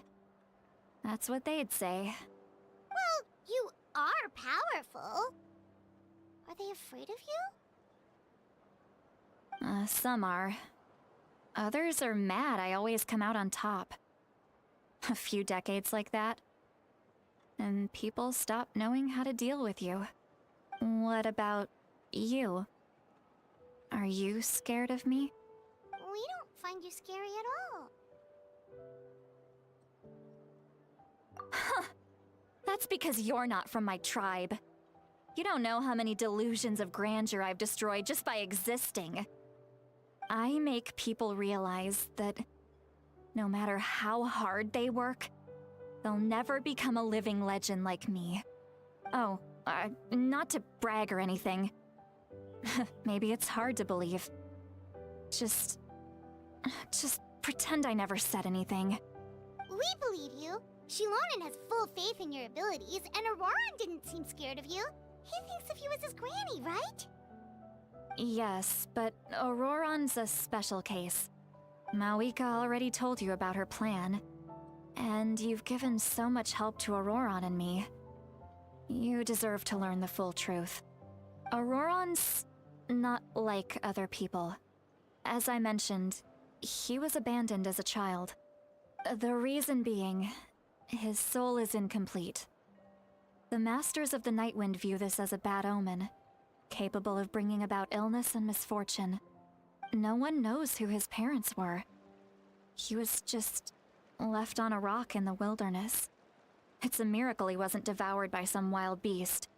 The Masters of the Nightwind believe they can see human souls, and in Auroran's incomplete soul, they saw a possibility for Natlan. A possibility to turn Auroran into a vessel for lost souls. The ceremony would allow lost souls to gather within him. Auroran would then be sent to the Night Kingdom to return the souls to their rightful place, strengthening the ley lines and completing the ceremony. Wait, that doesn't sound right. Now, you see the problem. When damage occurs to the Night Kingdom, the souls held within disperse and remain adrift, unable to find a way back to the ley lines. This loss of souls damages the Night Kingdom even further. The ceremony can send back countless souls at once, which would benefit the Night Kingdom and the souls themselves. Of course, the vessel, Auroran, would be sacrificed in the process. I wasn't surprised the chief at the time came up with the plan. The ley lines were already in a terrible state. A suitable candidate for the ceremony appears, and now you have the chance to make things better. Of course you're going to take it. When the chief asked for my opinion, I didn't give my approval, but I didn't object either. So they went ahead with the ceremony.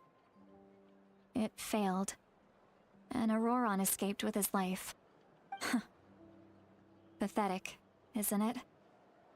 By not objecting, I basically gave them the go-ahead.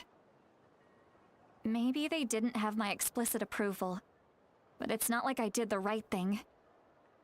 If the ceremony was successful, Auroran would probably be dead.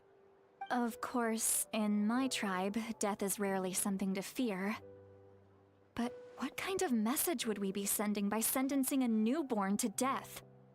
By using a human life as a tool? It's not right. So, when I learned the ceremony had failed, I was ashamed by my inaction, and absolutely relieved by the result. The plan was never a secret. Or, I guess I should say, there was no point to keeping it a secret. A simple investigation from Auroran would reveal everything. Everyone thought he would be happy he survived, and he never really said anything to the contrary. But just as I was about to put all of it behind me, he asks this question. Would Natlan have been saved if the ceremony succeeded? Wait, but it's not his fault. He knows that, but he still feels guilty. Auroron has a strong ability to perceive souls. More than any of us. He understands just how dire the situation with ley lines has become. Maybe he chose to work with the Fatui because he still thinks he owes a debt to Natlan. I can only imagine what they told him. Traveler, didn't the captain say he found a way to solve the crisis? Maybe that's what brought Auroron into this. Anyway, we can't just let things go on like this. We have to convince him to come back!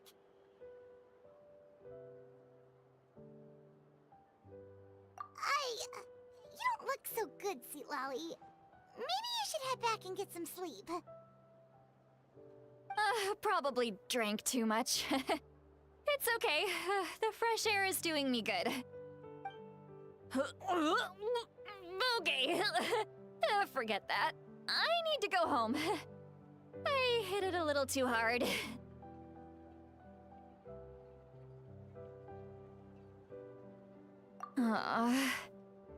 You've helped me so much already.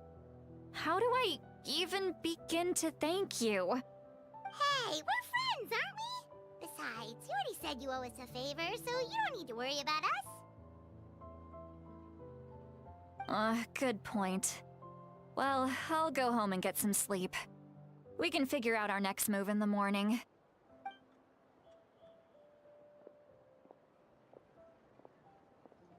Friends. I like the sound of that. Auroron's probably back with the captain, don't you think?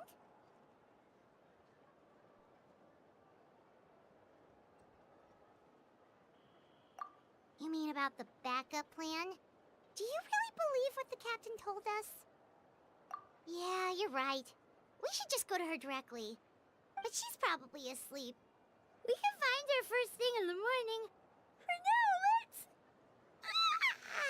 go to bed.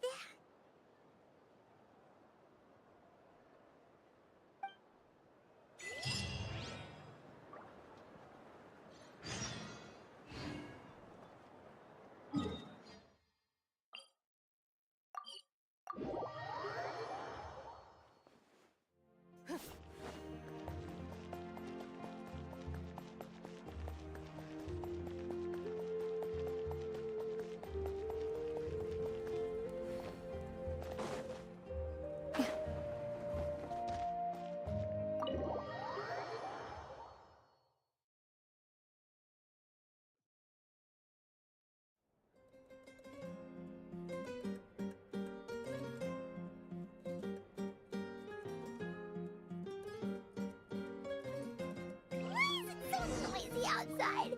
Pirates still haven't sleep. Well, guess we should see what's going on.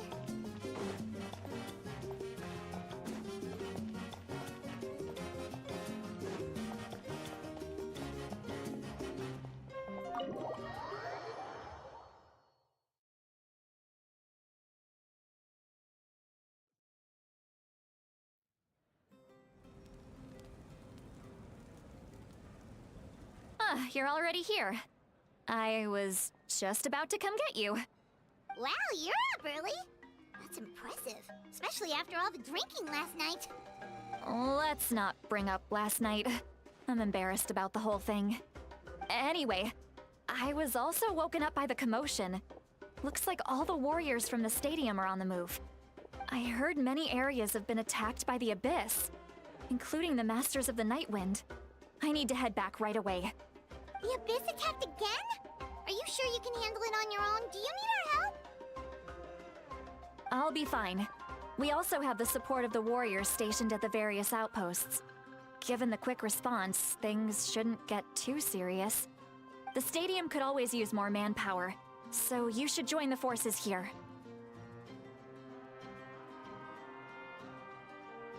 I'm done making excuses for him. He's not a child anymore. He needs to take responsibility for his actions. I was the one who vouched for him, so I need to report back to the Speaker's chamber. I'll accept however they choose to handle the situation. But I should be able to convince them to let me go back to my tribe first to deal with the attack. As for the ancient name, once we handle this crisis, I'll talk to Xilonen right away. Don't worry. I never forget a promise to a friend. Thank you. All right, I need to start heading back. She left in a hurry. The situation must be really serious. Oh, looks like a lot of people are heading to the stadium. Let's see what's going on.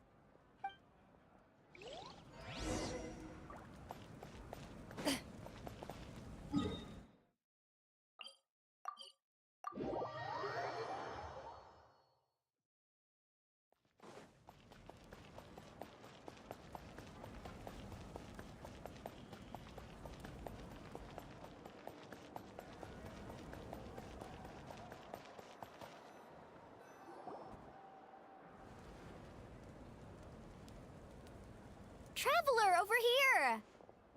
Perfect. Our star Outlander has appeared. Oh, you're all here! But, what's with the whole Star Outlander thing? Just my way of saying how awesome you are. We've got a real emergency on our hands, so this is the perfect time for you to show off your skills. Alright, but can we get a quick rundown of the situation first? The Abyss suddenly attacked the Collective of Plenty, the Masters of the Nightwind, the Children of Echoes, and a number of our camps and outposts in the wild.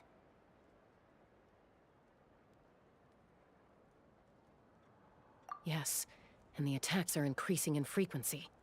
The tribes have plenty of defenses, so they're safe for now, but I can't say the same for the adventurers and merchants stuck in the wild. Chaska and I have been searching for survivors and treating the wounded. We just got back, but we need to head out again soon. I plan on heading back to the Collective of Plenty, just in case my tribe needs me. What about you, Mualani? Where are you gonna go? I'll go help the Children of Echoes. They're the closest, so I can start fighting right away. What about you guys? We could go together.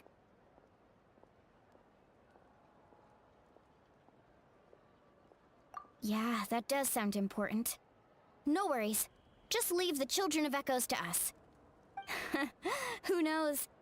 Maybe yours truly will have the Abyss on the run by the time you're finished.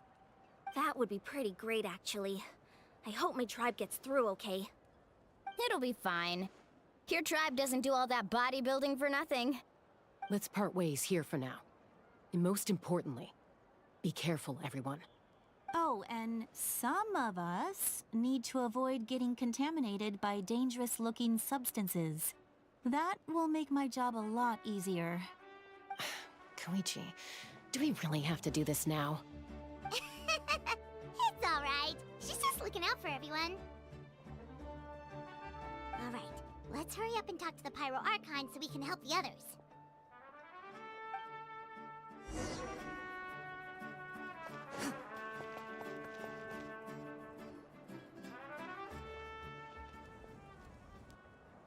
Oh, it's you two. As you can see, things are not looking good right now. People across Natlan are in danger. Look, I'm very interested in your recent adventures, but this is not a good time. So we'll have to keep our conversation short. That's alright, we're also in a hurry.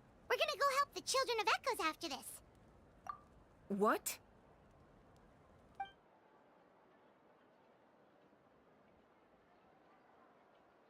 So he thinks my plan is too risky. He thinks I'm being stubborn. I shouldn't underestimate the Fatui's ability to gather intelligence. The Gnosis does have that function, but there's more to the story. I will answer you honestly, but you must help me keep this a secret. I can use the power of the Gnosis to save Natlan, but it comes at a heavy price. The Gnosis would drain all the souls and memories from the Night Kingdom and weave them into a giant net, which would surround the ley lines and protect them against abyssal corrosion. Wait, you can use souls to weave a net? But does that mean... Yes. It means sacrificing those souls in the process. Souls are just another form of life. The cruelty of this method is self-evident. The Night Kingdom not only houses the souls of the dead, but also our memories and legends. Using the Gnosis means converting all three into material for the net, erasing our history and culture.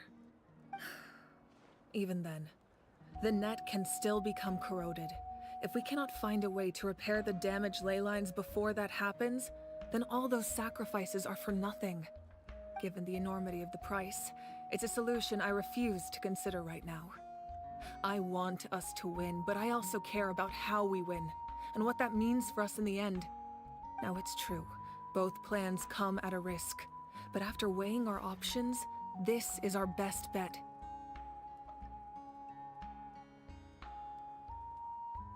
Natlan is unique among the nations of Teyvat. Given the ever-looming threat of the Abyss, the Pyro Archons had to account for the worst-case scenario. Having a contingency plan is our duty, not just to the people of Natlan, but to all who live on this continent. Still, this has always been a well-kept secret. I'm very curious how the captain learned this information. Oh, one more thing? The captain said he found another way to solve the problem. Could be equally as extreme, though. Without the Gnosis, he should have no other option. But I see no reason for him to lie. Seems like our only path forward is to track him down, so he can answer that question for us.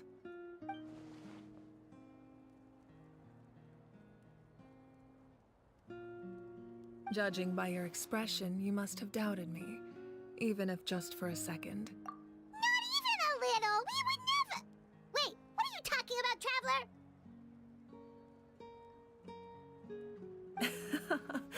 Just as expected. I appreciate your sincerity. Maybe it was out of caution, anxiety, or simple curiosity, but know this. No matter what, our goal remains the same. We both want to save the people of this land. So now that you have your answer, do you still doubt me?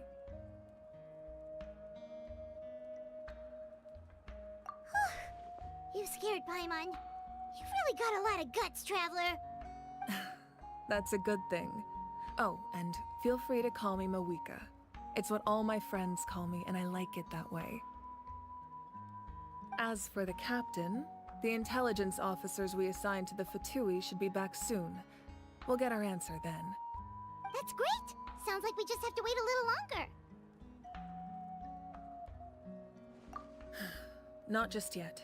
Even though the Abyss is attacking several locations at once, I'm confident the warriors stationed in those areas can handle it. Don't worry. I just need to finish coordinating our available manpower, then I'll take a small team to handle the difficult locations. Wait, you're going to fight in person? Didn't you give up your power? That's true.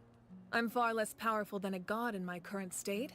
But don't forget, I was an experienced and powerful warrior before I ever became the Pyro Archon. No matter how you look at it, my duty is on the front lines.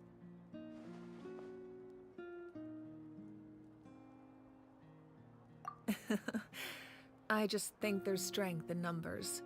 If the people feel emboldened, that's just a bonus. Anyway, even if we respond to these threats in time, it's not a permanent solution in the long run. I've considered moving my people to other nations, but given their close connection to the Night Kingdom, a forced evacuation would have devastating consequences. I've told the chiefs of each tribe to strengthen their defenses and advise people against leaving their settlements. Now, I just need to find the right time to disclose the true nature of the crisis to the people of Natlan. Paimon's a little worried about how people will react. Yes, but that won't be the only response. In any case, that's for me to worry about. I'll let you know when we have more information on the captain. Alright, we should head out. Maybe we can join up with Moani. She can't be too far ahead.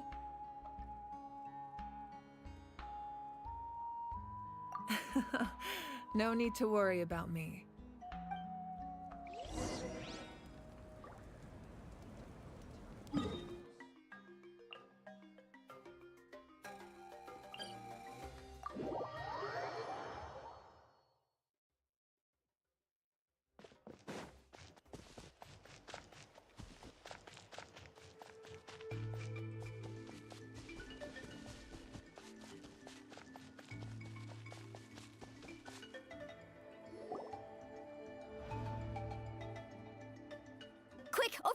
to safety!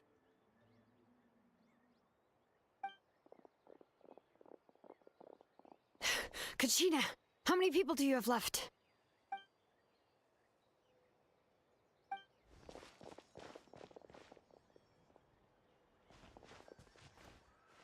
What's the situation?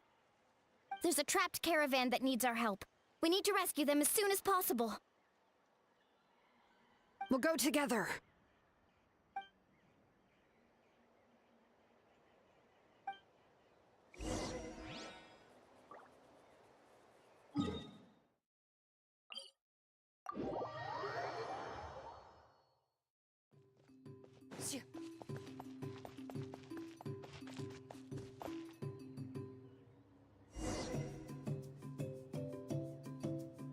Stay safe. We've got this.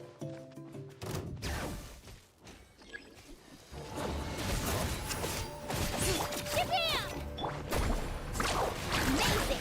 Let's shred, Darcy!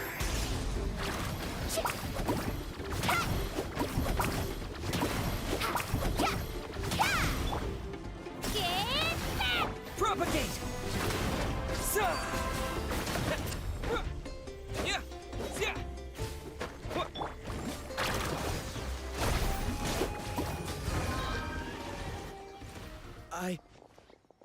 I really thought I was done for. I can't thank you enough.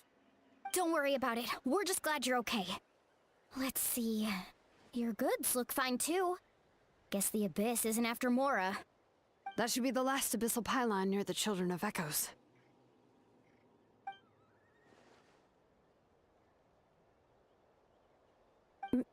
By the way, where's Xilonen? I thought she would come with you. The Masters of the Nightwind also got attacked, so she went back to help her tribe. She said we can deal with the ancient name later. Yeah, that makes sense. The attacks are more urgent.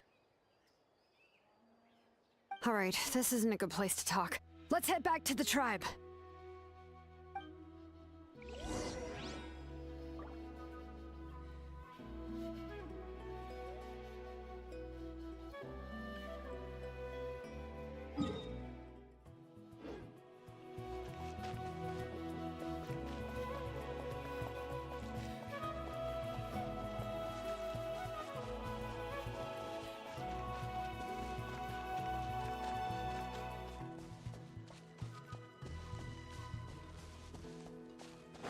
Right here!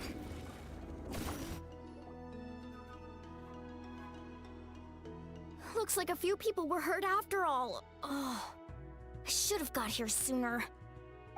The Abyss threw a lot at us at once. I rushed out as soon as I heard the alarm, and there were already so many monsters. Before long, Kachina brought over a whole group of warriors, and just like that, we destroyed several pylons as a team.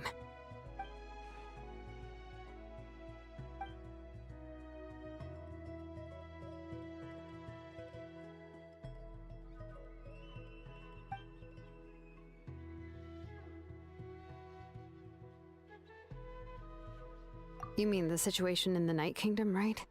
Yeah, I feel the same way. We've managed to keep it a secret all this time, but more and more people are realizing something's wrong. It's impossible not to feel anxious when things are getting worse by the second, and all we can do is wait. That just means we need to buy the Pyro Archon more time. Keep pushing, everyone. Every battle is worth something. You really are an eternal optimist, Mualani. You always find a way to cheer people up. Why, thank you. I guess it's one of my better qualities.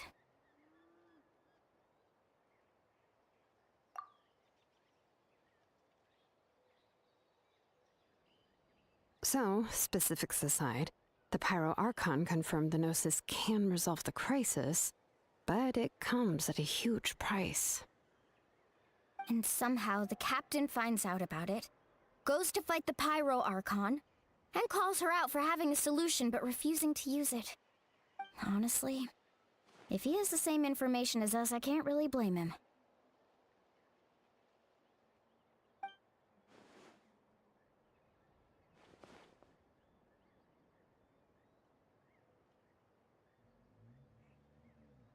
We talked to Moika before we left the stadium. According to her, the cost of the captain's plan is too high. And, well, it makes sense. If that was truly the better choice, she would have picked it. Yeah, I trust the Pyro Archon. When I was upset about Kachina's disappearance, she was really sincere and patient with me. Plus, she burned down all those precious mementos for Kachina. She's already proven how much she values even a single person's life. When it comes to Natlan's survival, there's no way she would hold back. I agree. Maybe the captain weighed the costs and came to his own conclusion, but I'm sure we have different priorities. Life is important, but so are history and memory. As the Archon, she can't tell us everything, but it seemed like she wasn't holding anything back this time. The next question is, if the captain found a new way to save Natlan, how come the Pyro Archon has never heard of it?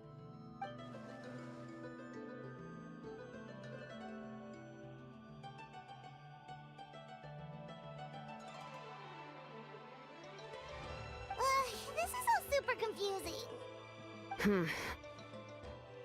We still don't have enough information. Once we figure out what the Fatui are doing, we'll have our answer. Let's head back then. Moika said her intelligence officers should return soon. With how many Fatui there are, someone's bound to give something away. Sounds good. I have a few theories of my own. With a bit more information, we just might get to the bottom of the whole thing.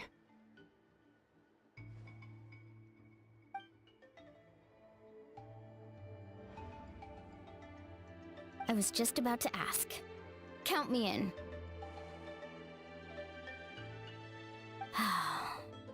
If I was just a bit faster, we could have prevented a few people from getting hurt.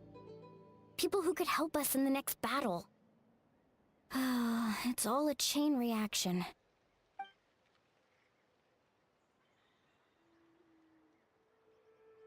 Register?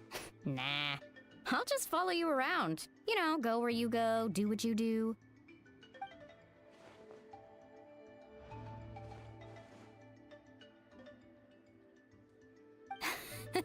You got it.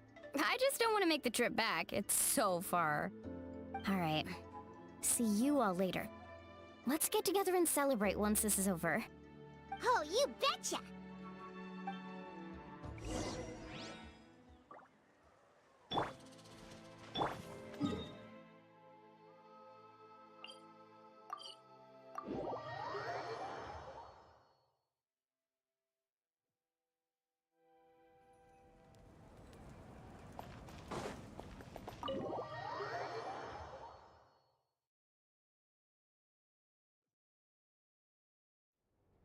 Moika!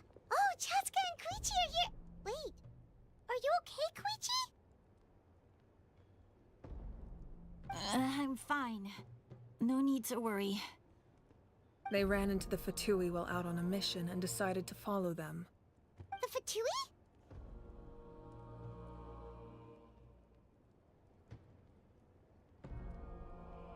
Calm down and let me explain. Here's what happened.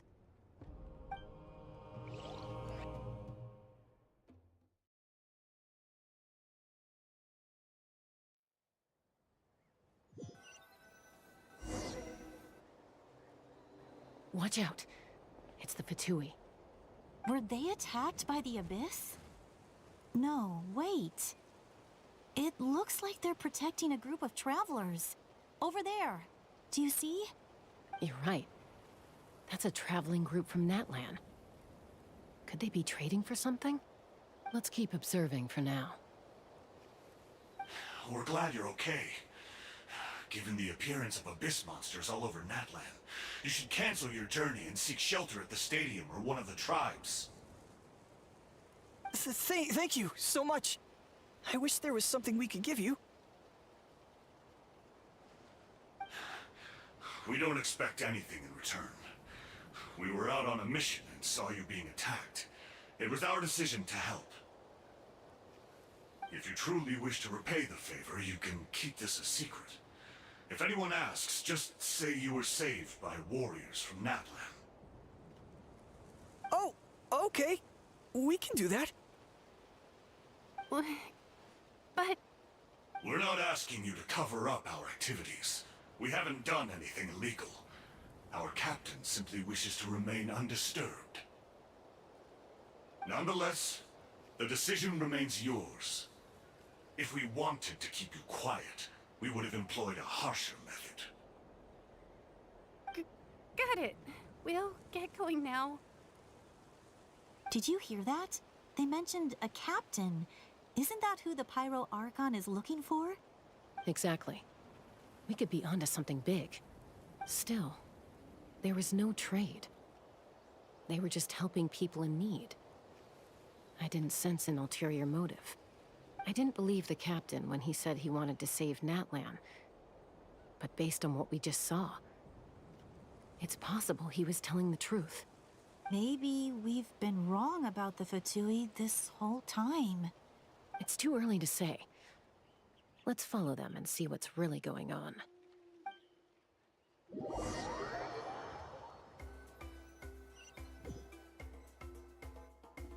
So this is where they were headed. Looks tricky. It's heavily guarded on all sides.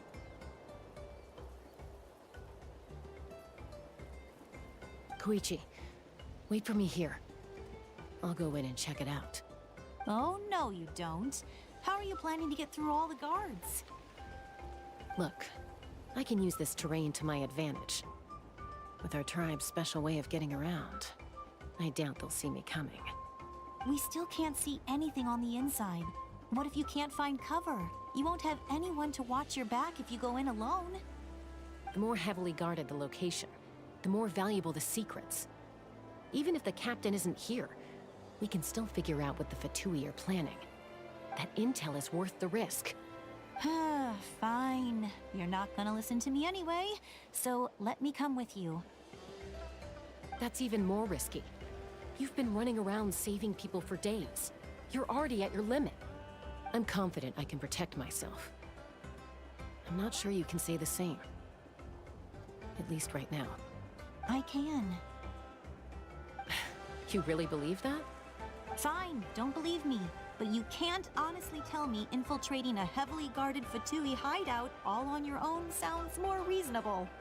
You know, growing up, even if I insisted on doing something, it never gave you any trouble. I'm not sure you can say the same. All right. If we start arguing, this will never end. We can't let this opportunity go to waste.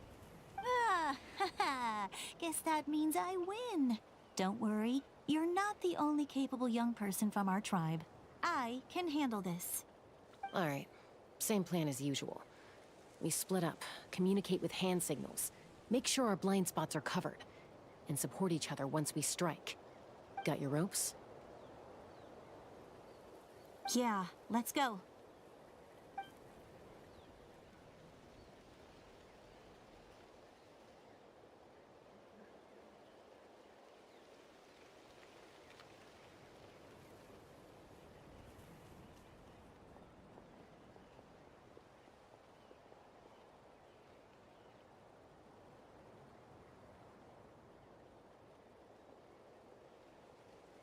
The Fatui have eyes all over this place.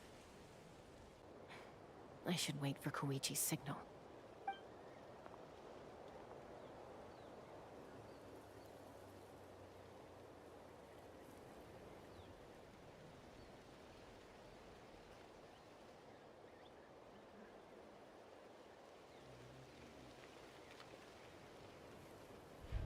Now.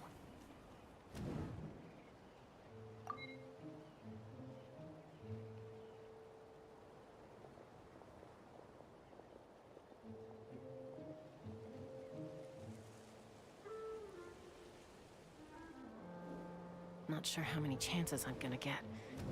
I need to act.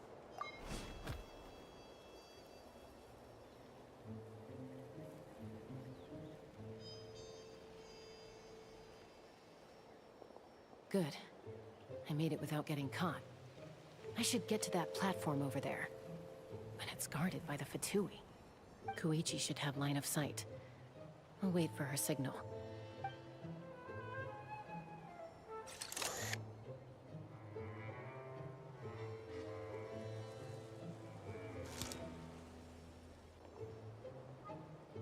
That's it. Now's my chance.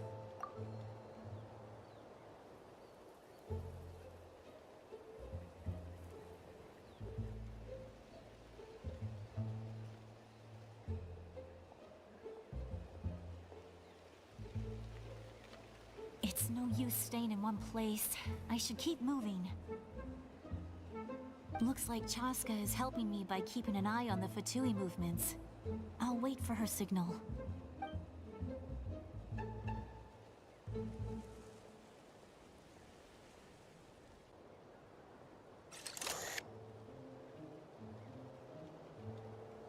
Time to move.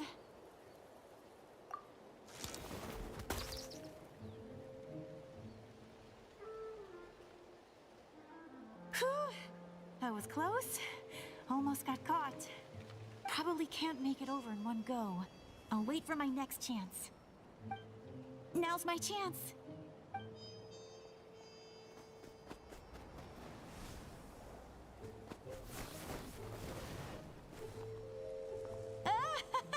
I made it! That'll show my sister. Let's see. The Fatui's occupying all the best locations. If we could just get past them somehow. Wait, I've got it!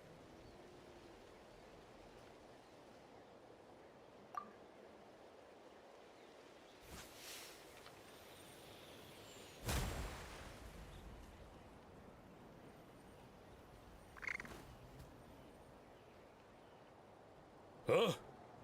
What's that noise? Did something explode? Oh! It stings!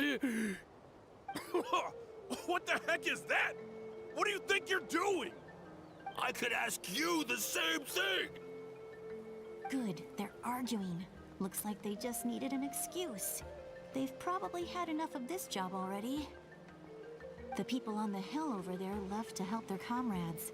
This is our chance.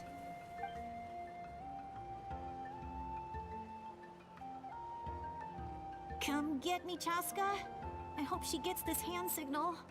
That's Koichi's signal. Smart idea. Alright, time to move.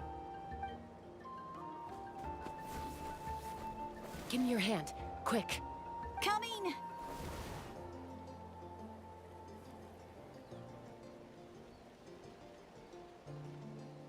I checked, and this way is completely clear. It should lead us to the deepest part of this place.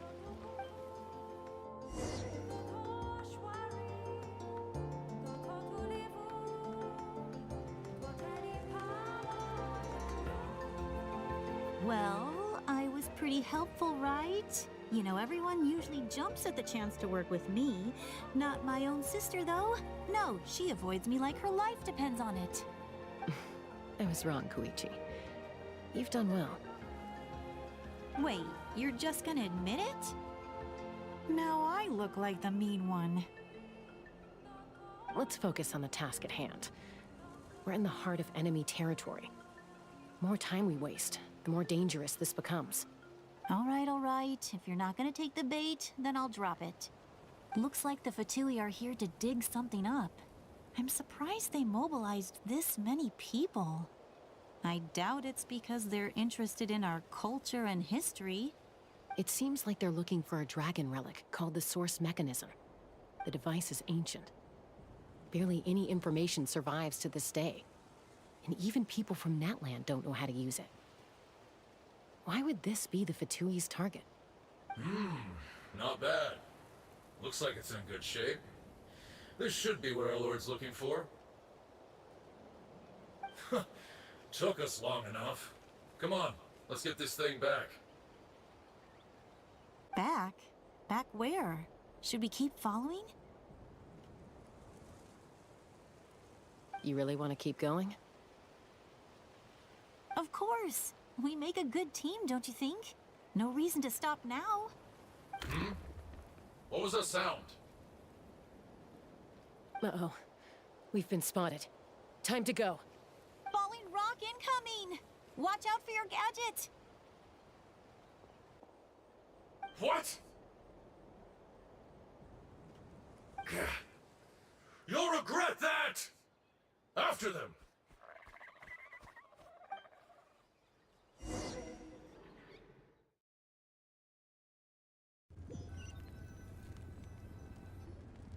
Once we got them off our tail, we went back to observe some more. They'd collected several identical pieces of something. It looked like they were waiting, though. So we decided to come back. So, Koichi got injured trying to get them off your tail? She pushed herself too hard and collapsed on the way back to the stadium. Well, I didn't cause you any trouble while we were fighting, right? So my perfect record remains. You've done very well. I could make a comment on knowing your limits, but it's not my place. I know. I'm already reflecting on my actions. So, our current intel suggests the Fatui is after the source mechanism. The device is a complete mystery, even to us. What does the captain want with it? I have no idea. But it's safe to assume the device could serve a similar purpose to the Gnosis. Xilonen, I need you to gather every scholar in Natlan familiar with the secret source. I'll get right on it. Thank you both for your hard work. Koichi, it's time for you to get some rest. Oh, and there are gifts from your patients waiting at the speaker's chamber. I've prepared a small gift of my own as a token of gratitude. I'll send it to your home along with the others. My patience. That's so nice of them. Guess that means I'm doing something right. You don't need to give us anything, Archon. We were just doing our duty for Natlan. I should take Koichi home now. Well, if Koichi doesn't want her favorite Saurus crackers, then... I accept. Thank you, Archon. What am I gonna do with you? There's some for the rest of you as well. They're one of my favorites too, so don't be shy. I'll start investigating the source mechanism right away. If I learn anything, you'll be the first to know. Yummy snacks!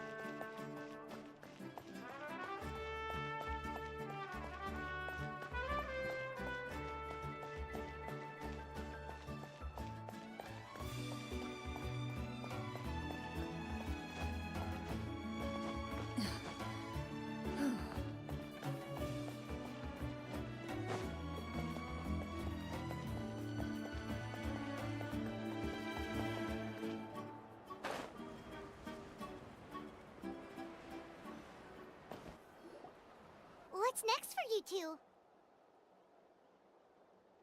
I'm taking Koichi home. With our parents there to keep an eye on her, I can make sure she actually rests. Hey, it's not like I'm some kind of prisoner. I'll be fine in a day or two. There's no need to go all the way home. That's what you always say. Everything's no big deal until you collapse. What if the Abyss attacks again? You're saying if I let you rest in a hotel, you're not gonna rush out the minute you hear the alarm? I won't. Triple promise I won't. Mm-hmm. Fine. On the off chance something like that were to happen, I might. But I'm a doctor. I have a duty to help people in need, no matter how hard or tiring the work gets. I guess you're right. But I don't have to like it. This reminds Paimon of when we first met. Except you were the one trying to stop Chaska from doing something dangerous. I'd do the same for anyone trying to put their life in danger. As a doctor, I don't want people to get hurt because of a rash decision.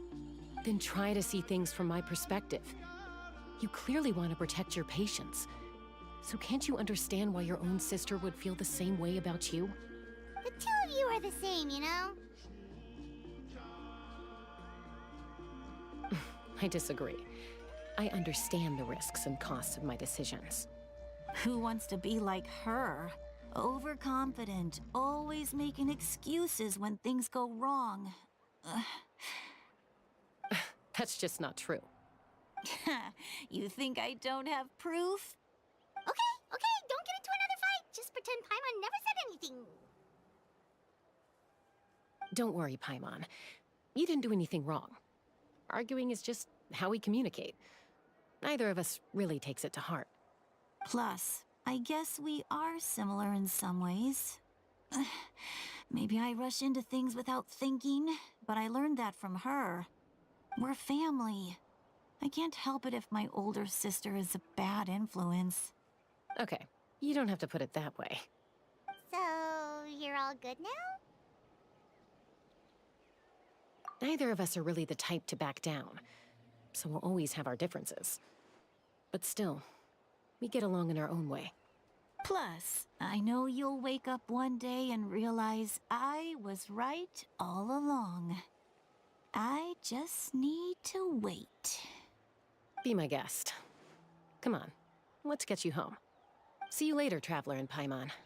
I'll be back once everything's settled at home. There's no rush. At least grab a nice meal with your family.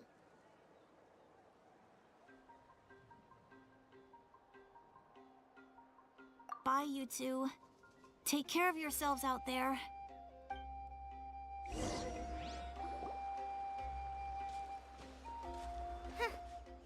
two will probably make up for real at some point, right? Well, we've learned a lot. Let's go over everything that we know so far.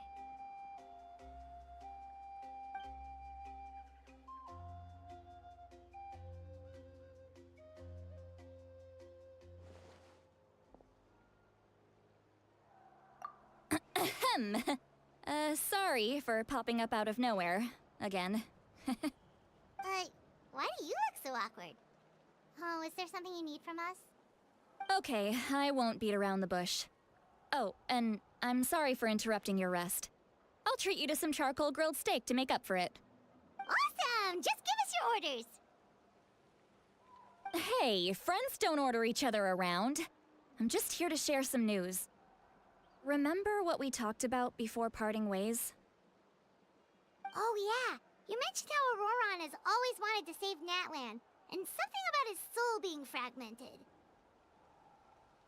Paimon and the Traveler discussed it after you left, and we think Auroron is probably back with the Captain. What do you think? I agree with your hypothesis. And just now, I confirmed it myself. Auroron came back. He helped the Masters of the Nightwind defend our camp. What? He came back? I told him to give up whatever he's doing, but he refused. He said they're just one step away from success, so there's no way he can back out now. Apparently, he came back to fulfill his duty to our tribe. When he left, he said it was because he still has a duty to Natlan as a whole. I'm surprised you let him go at all. I had to prioritize my tribe. Besides, the situation was intense. I couldn't focus on outside and inside threats at the same time. Plus, he was on guard. He knew I would try to go after him, so he made sure to keep his distance. I kept an eye out for a good opportunity, but it never came. All these years of calling me Granny, and I couldn't do a single thing for him in the end. Don't say that! Your tribe all raised him together, right? That couldn't have been easy. You're right. Seeing him come back reminded me of when he was little. Running around the tribe, dropping by random houses right and left. He's not only a child of the Masters of the Nightwind, but a child of Natlan. It's only natural for a child to want to do something for their family. Besides, Auroron is my apprentice. He might have a few tricks up his sleeve, but I guarantee I know every single one. Wait, what are you saying? Look. Remember how I said Auroron's soul is fragmented? This is the talisman I created to keep it stable. And this gem is what makes the talisman work. It just so happens that Auroron is due for a gem replacement. Since I can't get close to him, I put the new gem in a supply bag and asked Aoife to bring it to him. You guys know Aoife, right? No? Well, he's a pretty famous vet around these parts. He's always bringing me all sorts of things, and he happens to be very good friends with Auroron. Aoife doesn't know what's going on, so he agreed, no questions asked. Auroron would find the gem as soon as he opened the bag. He knows how important it is, so I knew he would make the switch. He probably suspected that I tampered with it. But here's the catch. The trick is on the bag. The moment he touched it, a portion of his memories were copied onto the old gem, which he no longer needed. That's amazing. You can do something like that? Most people can't, but I can. That trick he used to bring you to the Night Kingdom isn't anything special, by the way. My technique is much more subtle. He won't notice anything. So in other words, we have a whole backup of Auroron's memories in this gem. The kid thinks he can take me on? Like I wasn't the one who taught him everything he knows? That's amazing, Xilonen. Let's take a look right away. Once we get to the bottom of this, we can finally track him down. I know he thinks of me as his grandma, but do you think he'll get mad at me for this? You can be honest. Huh, that's a tough question. Paimon doesn't have a grandma, so she's not the best person to ask. To be honest, I've always doubted my ability to look after him. I didn't stop the ceremony all those years ago, and now I'm useless again. But if I stop here, it will haunt me until I'm 500 years old. Every night I'll wake up in a fit of anger. I don't scare that easy. Still, if I back away from this and something happens to Auroron, I would never forgive myself. I need to look at his memory. Even if he resents me, refuses to see me, or runs away for good, I don't care, and I won't blame him. A family does whatever it takes to protect their own. You sure you'll be okay? We can come with you if you want. Did you just say you'll come with me? Is that okay? We have a pretty good reason to see it too, don't we? Because, You really mean it? Fine, you can come. Just promise me you'll see this through. No backing out. Got it? Don't worry, we're professional adventurers. Then I place my trust in your professionalism. All right, time to sneak into someone else's memory and engage in some, unwanted spying. You heard it here first. I wouldn't be doing this if I had any other choice. Are you ready?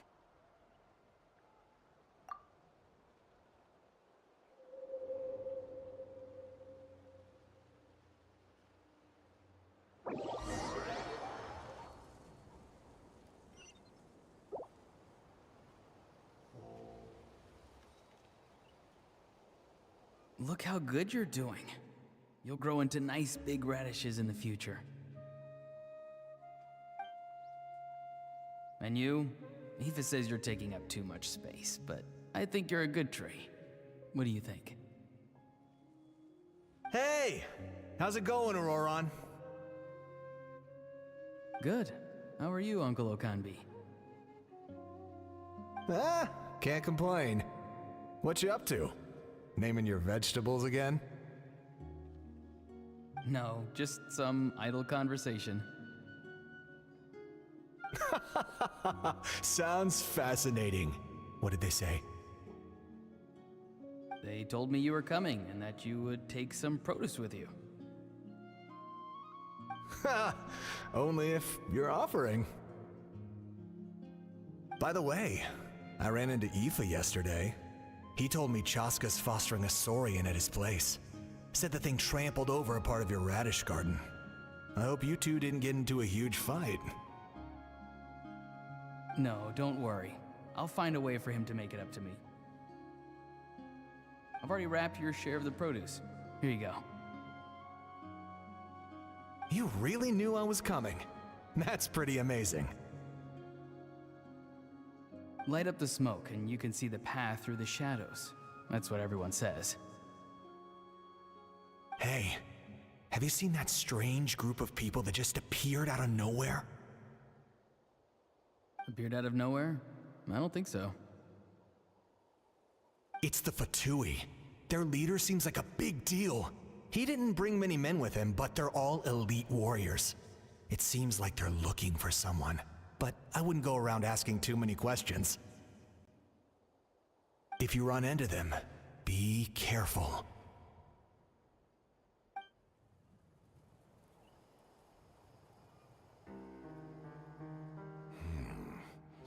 You're from the Masters of the Nightwind, are you not? Why do you live here alone? I enjoy living by myself out in the wild. I guess you're from the Fatui, the one everyone's calling a big deal. Not an inaccurate description. I'm looking for someone who may be known to you. Xilonen is her name. Granny? What does an Outlander want with her? I've heard the name. You have business with her?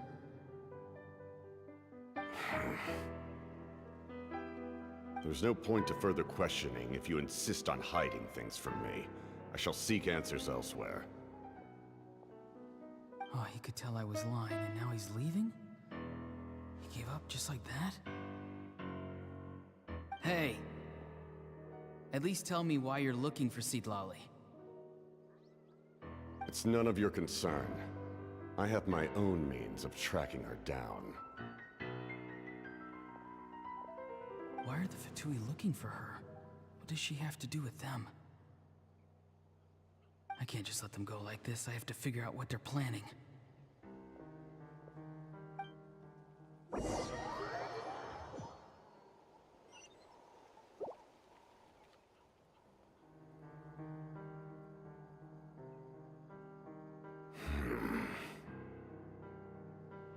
I've just been studying the ley lines and asking for leads on Granny. I can definitely rule out some sort of invasion. The situation has seen no true improvement. The Pyro Archon did not fulfill her promise. My lord! Ignore him. He is no threat. He knows I'm following him, but he doesn't seem to care. He's strong, I can tell. But there's something unusual about him and also familiar in some way. I can't describe it.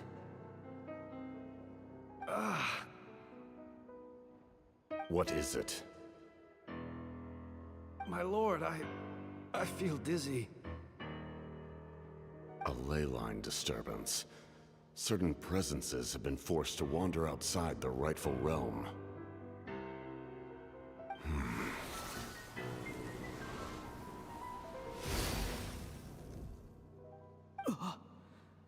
That was a spell from the Masters of the Nightwind. How did he know that? Is he sending those escaped souls back into the ley lines? How did he do that so easily? Soulfaring is supposed to be extremely difficult. This could be related to why he's searching for Granny. I feel much better. Thank you, my lord. Think nothing of it. Stay vigilant, and continue to gather information. The Abyss could attack at any moment. If you notice any irregularities, assume drill formation and be prepared to fight. However, there's no reason to over-engage. Information is our first priority. Yes, sir. Why are the Fatui fighting against the Abyss? Do they really mean us no harm?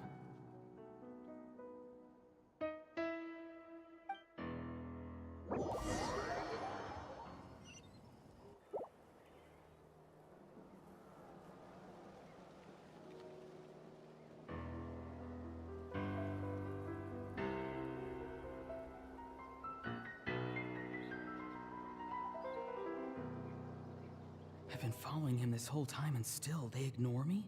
Do they really not care? It seems like his subordinates refer to him as the captain. Never heard of him before. And now he's headed to the stadium. That's unusual. Oh, what is he gonna do? You two, with me. Everyone else, wait here as instructed. Send word to the other teams to retreat immediately if this fails. Yes, sir. He's going inside? But the Pyro Archon is in there. What does he want with her? Forgive me, my lord. Allow me to check one more time. Do you truly wish to do this? The time for idle observation is over. It now falls on me to act. This nation is out of time. Yes, sir.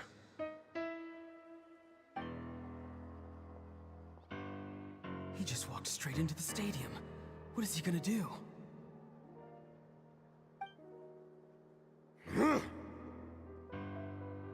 They're both incredibly strong. How long will they have to fight until someone comes out on top?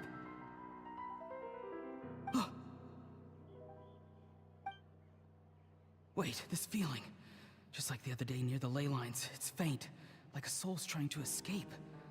Where is it coming from? Is that why he's looking for Granny? If he dies here, then all clues will be lost. I can't let that happen.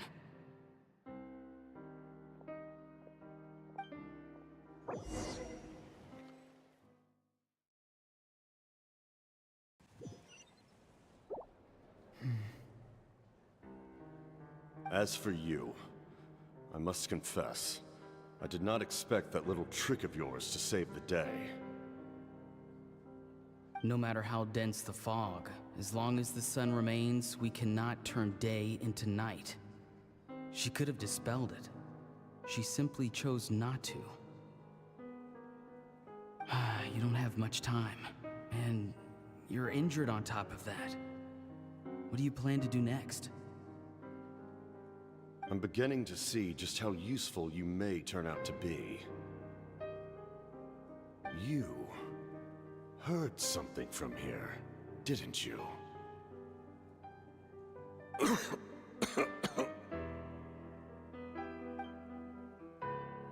No need to force yourself. I've never seen anyone match the Pyro Archon in battle before. I didn't expect you to intervene at such a critical moment. You know I've been following you. Why didn't you stop me? When walking in the forest, it is only natural to encounter wild beasts. However, not every beast has the courage to come out and bite. And yet, one of those very beasts saved your life.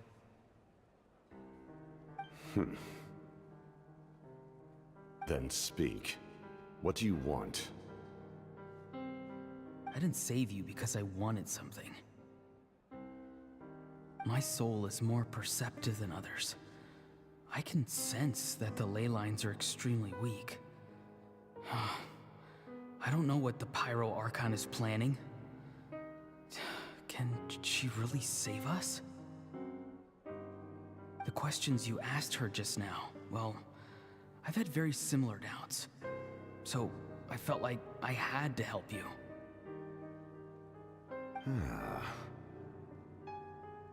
So, you can tell the truth. That was quite a reckless decision to make. I'm not sure you realize that. There's no turning back for me now. What I did back there is going to get me in a lot of trouble. You attacked the Pyro Archon in broad daylight, and I used my spell to save you. A single glance was likely all it took for her to recognize my tribe. So, we're in the same boat. You seem to care little for my thoughts on the matter. It's too late for that. Start from the beginning. Why are you looking for Xilonen? Do you know her? Explain your relation to her first. I know you two are acquainted. It was obvious the moment I mentioned her name. Xilonen is my elder and my teacher. She taught me everything I know. It's my duty to protect her. If you truly wish to protect her, you should have let me perish at the Pyro Archon's hand. Yet, you chose otherwise. Do I really need to tell you what that means?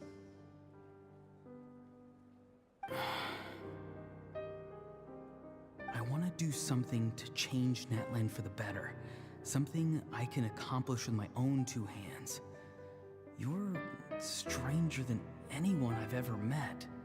But maybe, just maybe, you can show me the way. Strange?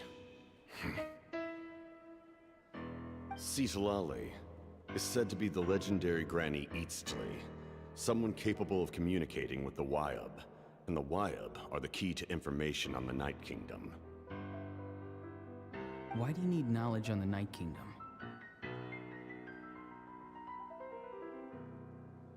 That is not something you need to know. Don't forget, I saved your life. Do you not believe the Fatui capable of betraying a debt? People can lie, but souls cannot. I can tell there's a weight to your soul, a sense of justice. You may not live among your tribe, but you certainly know their tricks. I apologize for my rash judgment. You are more capable than I imagined. Let's go. We'll see if you have what it takes to join my plan.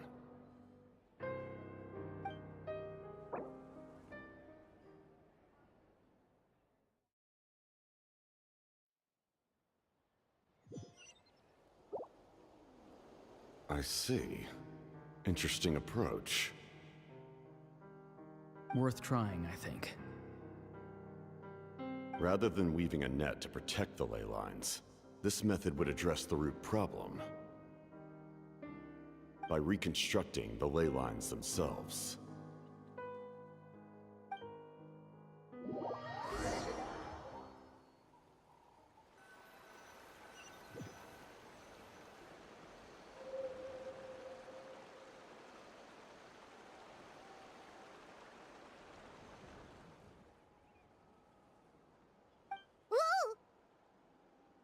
Traveler, Paimon.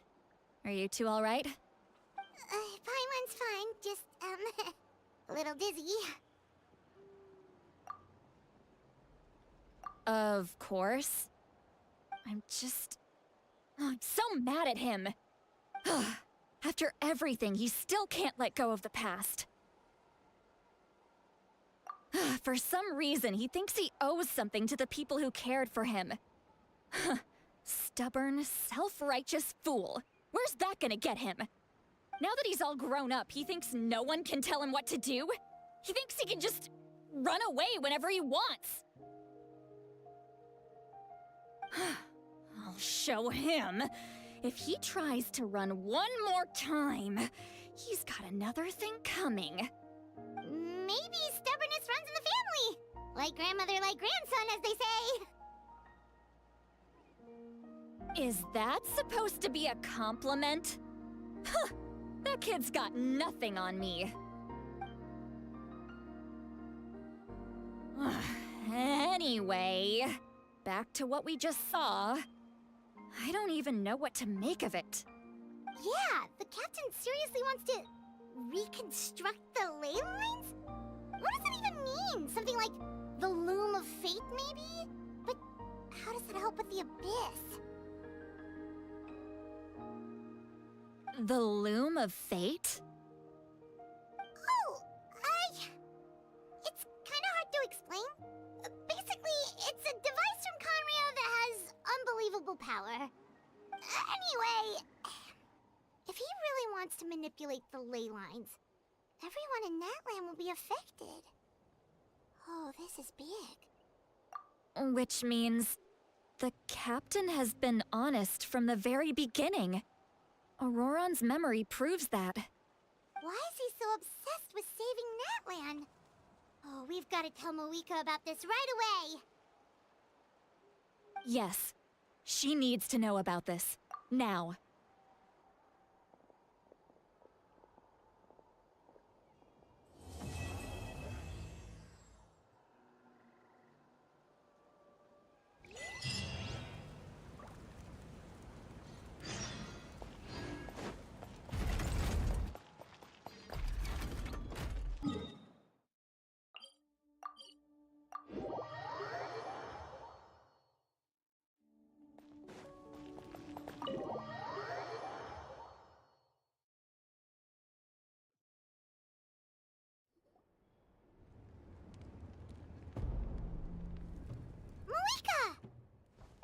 Traveler, Paimon Xilonen. Perfect timing.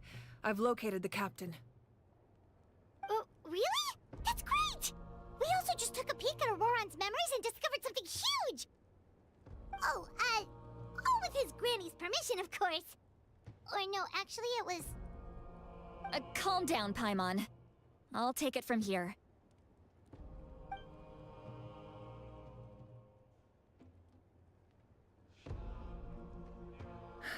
So the captain was searching for the source mechanism to reconstruct the ley lines. If his plan is already in motion, that means he knows exactly how to accomplish his goal. We have to stop him. Is reconstructing the ley lines a bad thing? Yes. It's not a simple fix. It would mean sacrificing nearly everything contained within the current ley lines, very similar to the price of using a Gnosis. If he activates the mechanism, it's all over. We need to mobilize our forces as soon as possible. But what forces do we have? Kinich, Xilonen, you two, and myself. All other warriors are working to push back the Abyss on the front lines. But that's barely any people! Not to mention you lost your power, and they've got the captain on their side! Oh, maybe we really should get Xilonen to break Auroran's legs. That won't help us with the captain, I'm afraid. In any case, the Masters of the Nightwind are in urgent need of manpower. Xilonen, I was hoping you could head back and help defend the tribe. All right. I understand where I'm needed. I'll head out right away. Don't worry about your grandson. We'll figure something out for sure. I'll leave him to you all then.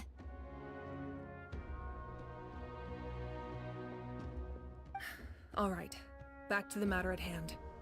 I don't believe defeating the captain needs to be our ultimate goal.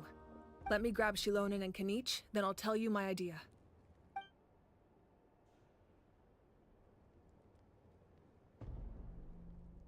As you all know, Auroran is working with the captain and we need to stop their plan. The captain is a formidable opponent, but that shouldn't deter us. In any case, a head-on confrontation isn't the best way to solve the issue. Their plan hinges entirely on a single element, the source mechanism.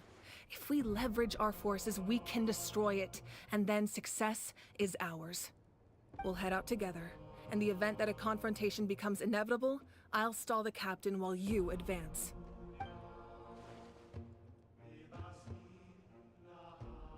I agree with Kinich. The two of us can handle it. Listen to my plan first. Kinich, I want you and Ahau to launch an assault from the front and break through the Fatui defenses. The captain won't be on the front lines. As a seasoned warrior, he'll be stationed in close proximity to the device to ensure its protection. No. The purpose of the frontal assault is to gather the Fatui forces in one place. That way, it's easier for the rest of us to avoid them. Xilonen, I need you to do what your tribe does best, and dig a tunnel from the outskirts of the ruin. Once we get close to the device, we just need to destroy it. Exactly. The Traveler and I will join her as well. No one can create a distraction better than you, Kinich, not even myself. By combining our strengths, we just might manage to break through the captain's defenses. Understood. Then we should head out now. Just promise us you won't do anything reckless. You cannot face the captain straight on unless you have no other choice. You mean everything to us. Losing you would be the worst possible outcome. Thank you, everyone. You have my word. I'll proceed with caution.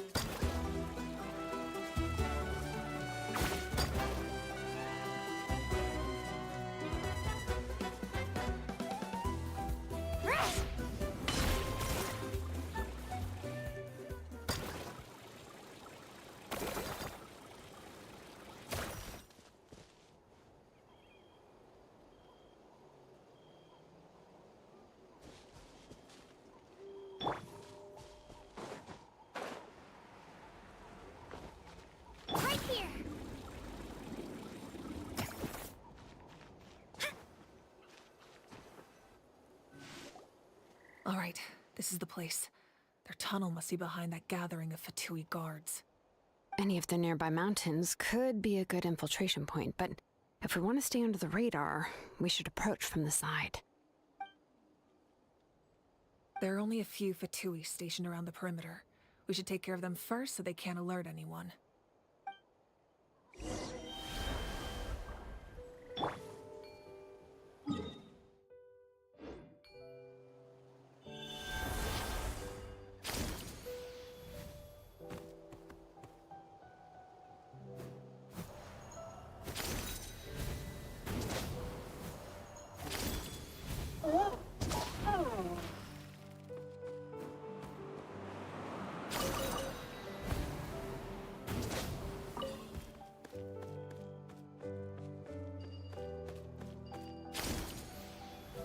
You'll get frostbite.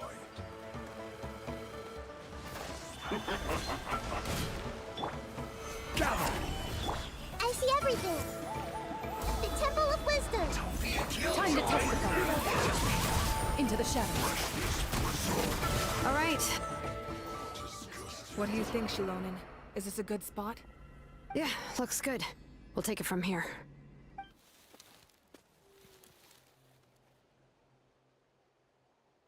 I can see the inside! Perfect.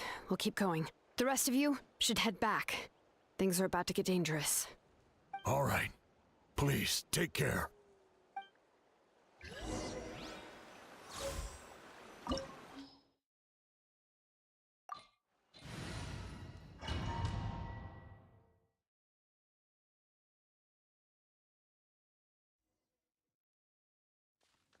The Fatui wouldn't concentrate all their forces in one place. There's sure to be guards on the inside, so stay sharp. Oh, nice job smashing those rocks, Moika. You look super cool. Ah, that was some expert level rock clearing, even by my tribe standards.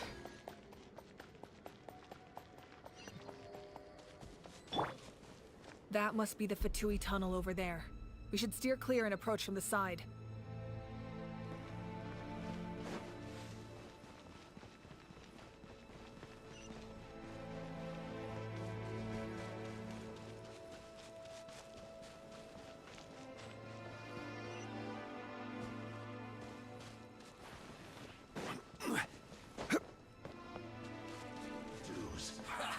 Well, I see through you. Order guide you. Hey! Loaded. Don't be a killjoy. You don't need just be. Like I went too far.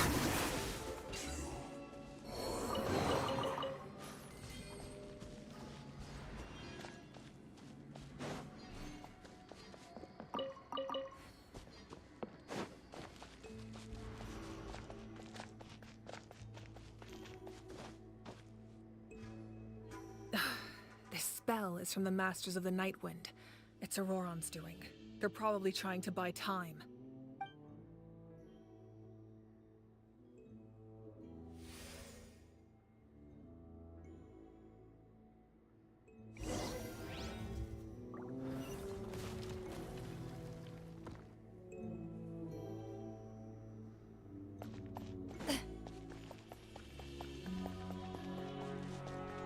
These wheels are relics from ancient times. We should try to restore them.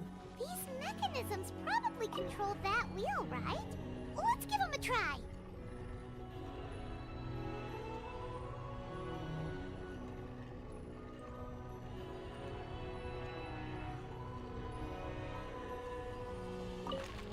Osmanthus wine tastes the same.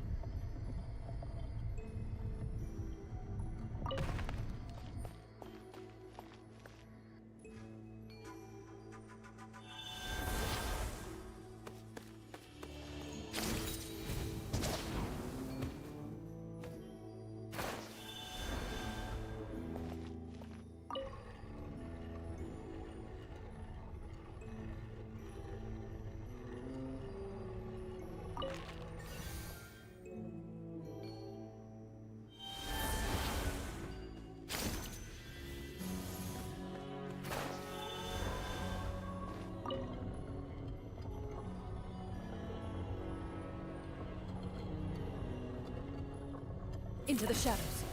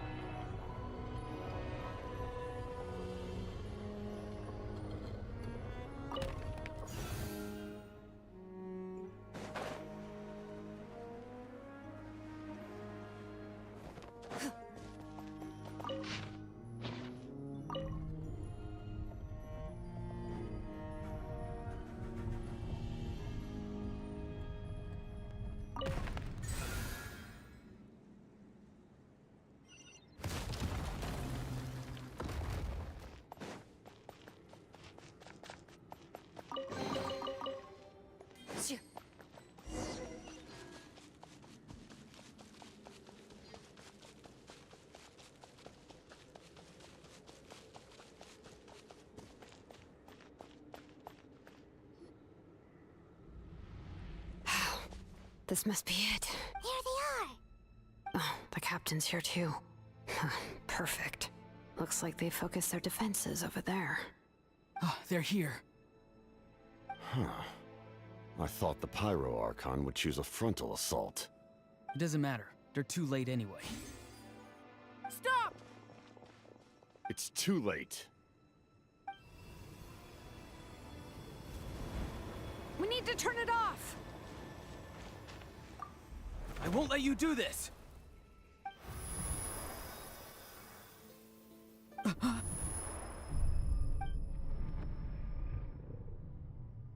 The sound of... lament? What was that sound? It was like a piercing cry! Now's our chance to turn off the device.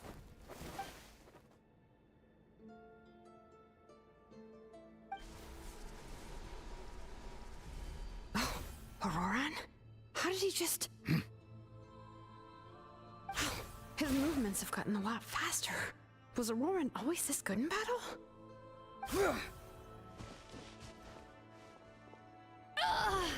This ends now! Huh? Something's wrong.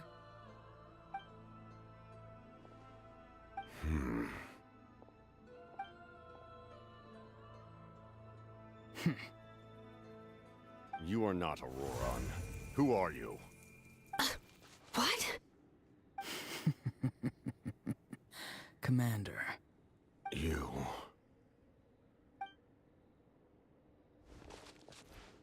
So, you still recognize me, Commander? I'm glad. Although, I believe you have some more pressing concerns at the moment.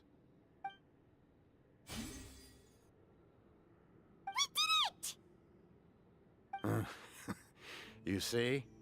You indulge your sense of honor for just a moment, and now you've lost your chance.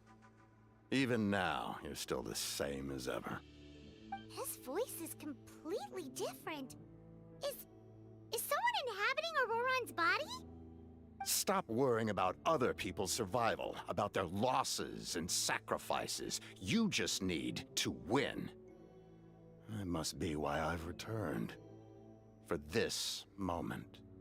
Please finish what you set out to do, Commander. I didn't expect to see you here, but I have to disagree. Abandoning one's comrades is not the way of a warrior. Why do you care about a doomed man? I know you can see it. He's already close to death. After all, his soul has been incomplete from the start.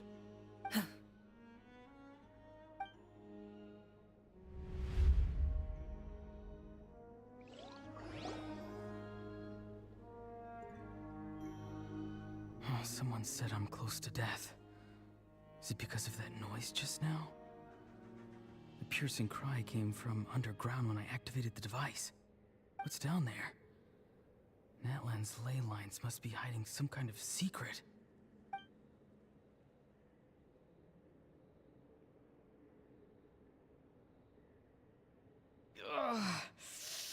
Am I dying? Oh, no. It's too soon. Ah, Auroran, it's you. What'll it be today? Oh, why the long face? Don't tell me you still haven't let that go. I knew it was a bad idea to tell you. I heard everyone wanted me to be the savior. Savior? Ha! Sounds nice, doesn't it? But, does such a person truly exist? Even if they do, why would you have to become that person? Auroron, is that you?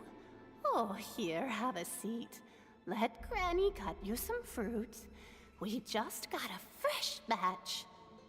Can I get you anything else? Some grilled meatloaf, maybe?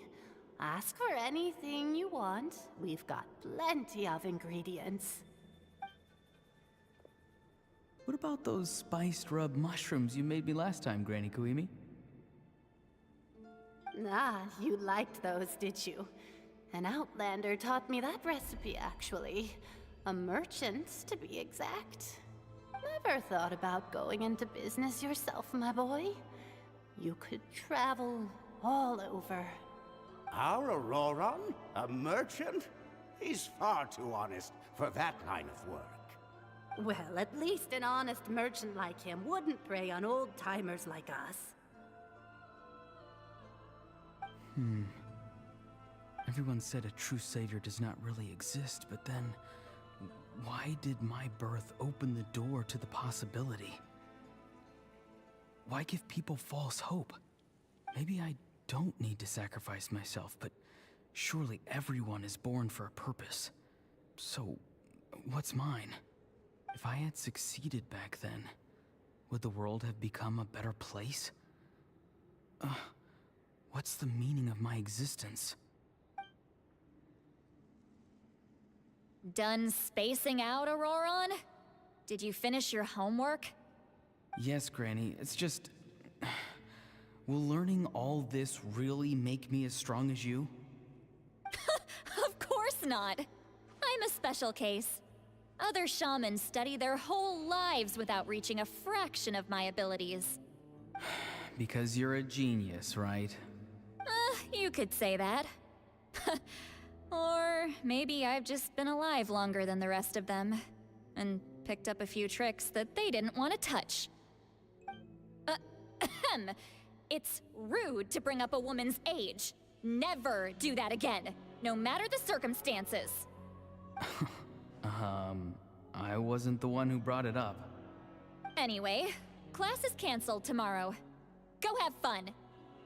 What about my homework then? Do what you want. What use is it being as strong as me anyway? You've seen how the tribe treats me. They're all afraid. I try to go about my business, and they practically tremble in fear. Not the most fun way to go about living one's life, I'd say. Take it from me. The happiest people are the ones who do their own thing. So do what you want, Auroron. No matter what anyone else has to say. Granny didn't say it outright, but I think she was trying to comfort me. Don't force yourself. Don't beat yourself up over the past. That's what she always says. But I never forced myself. I never even got the chance to try before it was all over.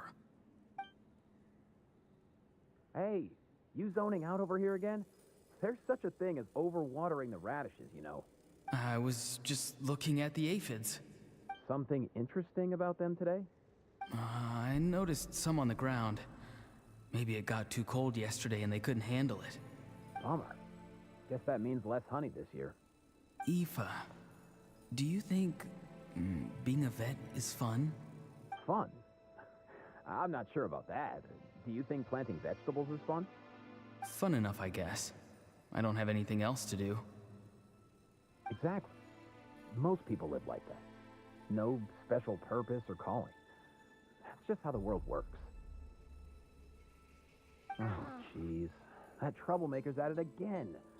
Auroron, my man, come inside and give me a hand, would you? Why should I? I thought being a vet was no fun. Well, I guess there is a fun part. Trying to outsmart these rascals.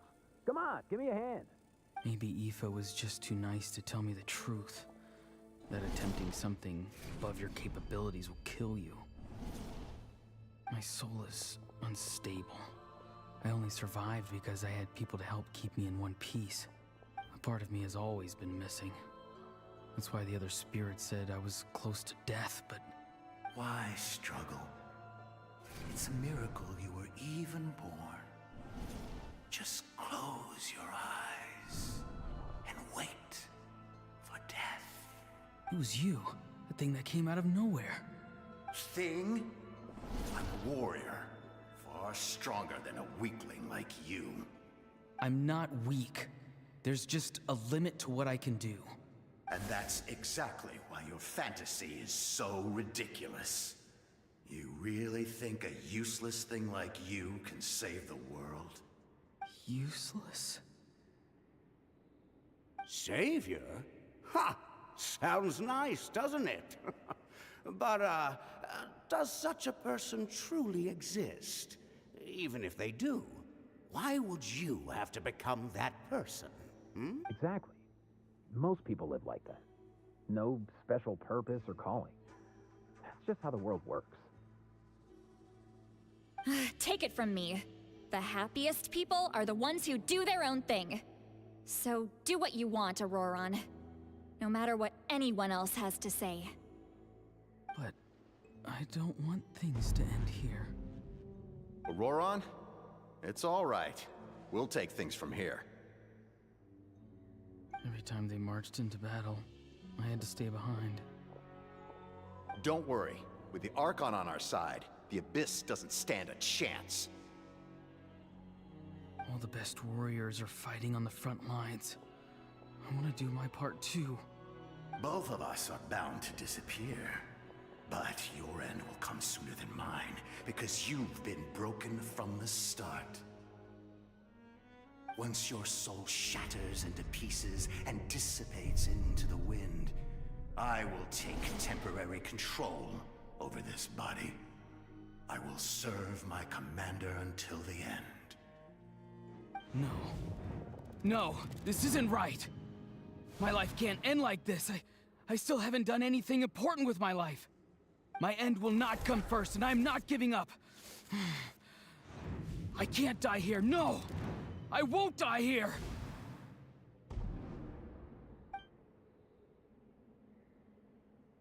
Auroron!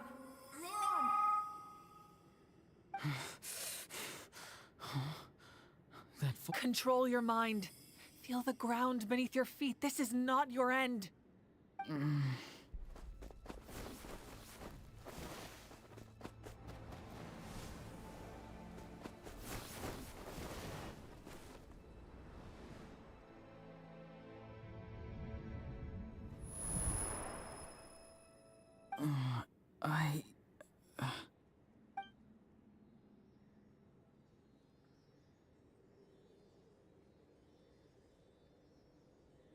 His eyes are open! He's alive! Well done. You managed to do the impossible. Uh-huh. What do you mean? Don't try to talk. Focus on holding yourself together.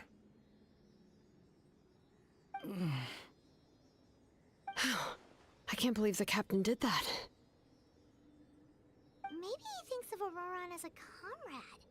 He was helping to rein him in all this time.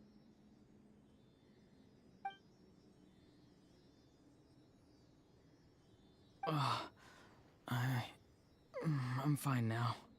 Damage to the soul is a tricky thing. The pain almost consumed you for a moment, but you managed to hold on to yourself. That's no easy feat. The worst appears to be over. I'm sorry for causing so much trouble. We can talk about that later.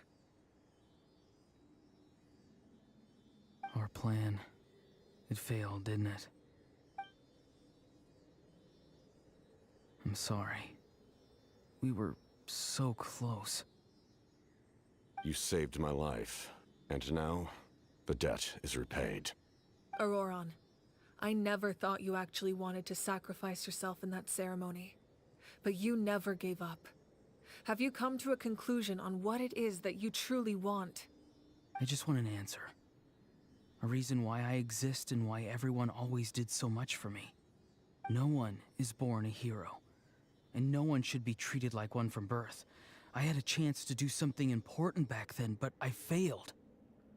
All I want is to find some more ways to make up for that. The answer you seek now lies before you.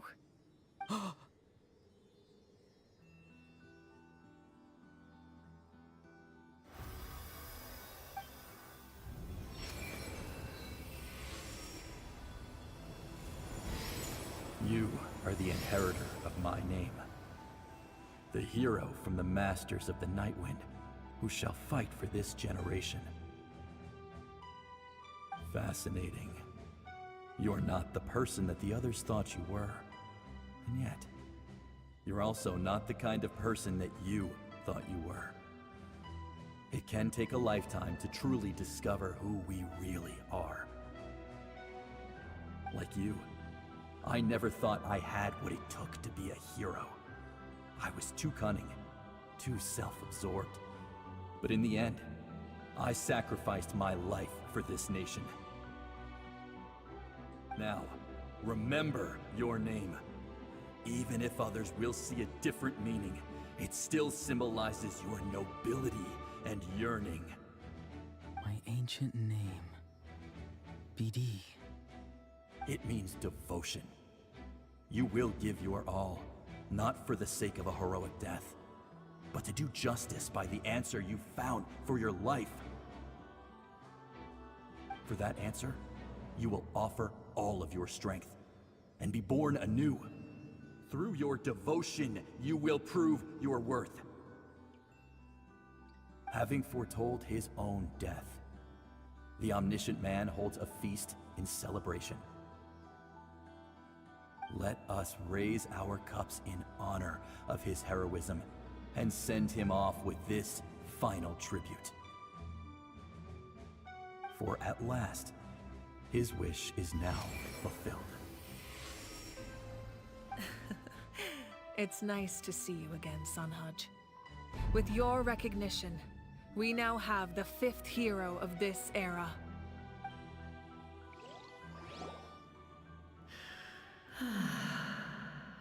I am happy to see your plan advance one step further. It seems that my cry did not cause irreversible damage. What is that voice? Just as I thought. The Lord of the Night has awakened.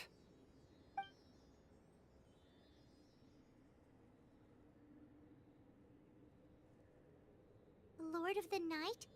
As in the one who rules over the Night Kingdom?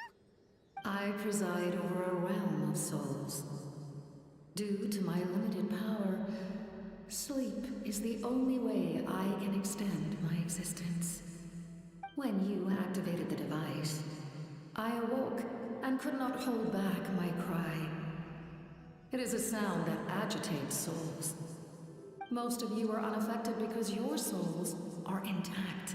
But with a damaged soul, the effect on your friend was heightened, and his soul almost shattered as a result. And yet, his soul remains in one piece. He managed to overcome this obstacle through sheer strength of will. A truly impressive feat for a human. So, was that what caused all his strange behavior earlier? No. An additional soul was affected. It tried to take refuge in the missing part of your friend's soul, but was ultimately expelled. However, this soul does not hail from Natlan or the Night Kingdom. Its origins remain a mystery to me. Activating the source mechanism was supposed to reconstruct the ley lines. Why did it awaken you instead? Because I was the one who originally constructed Natlan's ley lines, otherwise known as the Night Kingdom. The ancient battle between the Descender and the dragons destroyed the corner of the world, allowing the Abyss to invade. Natlan's ley lines took the worst of the damage. To aid the people of Natlan, the Lord of the Night used the fragments of the old ley lines to reconstruct a similar network. That's how the Night Kingdom was born. The first Pyro Archon, Xilonen, strengthened that realm and established the rules that aid our fight against the Abyss. The Ode of Resurrection and the Pilgrimage, both of which are practices that survive to this day. Oh, right! You said before it all came from the power of the heavens. The ancient dragons tried to use this device to strengthen the ley lines by imbuing them with power. Back then, this method was rather ineffective.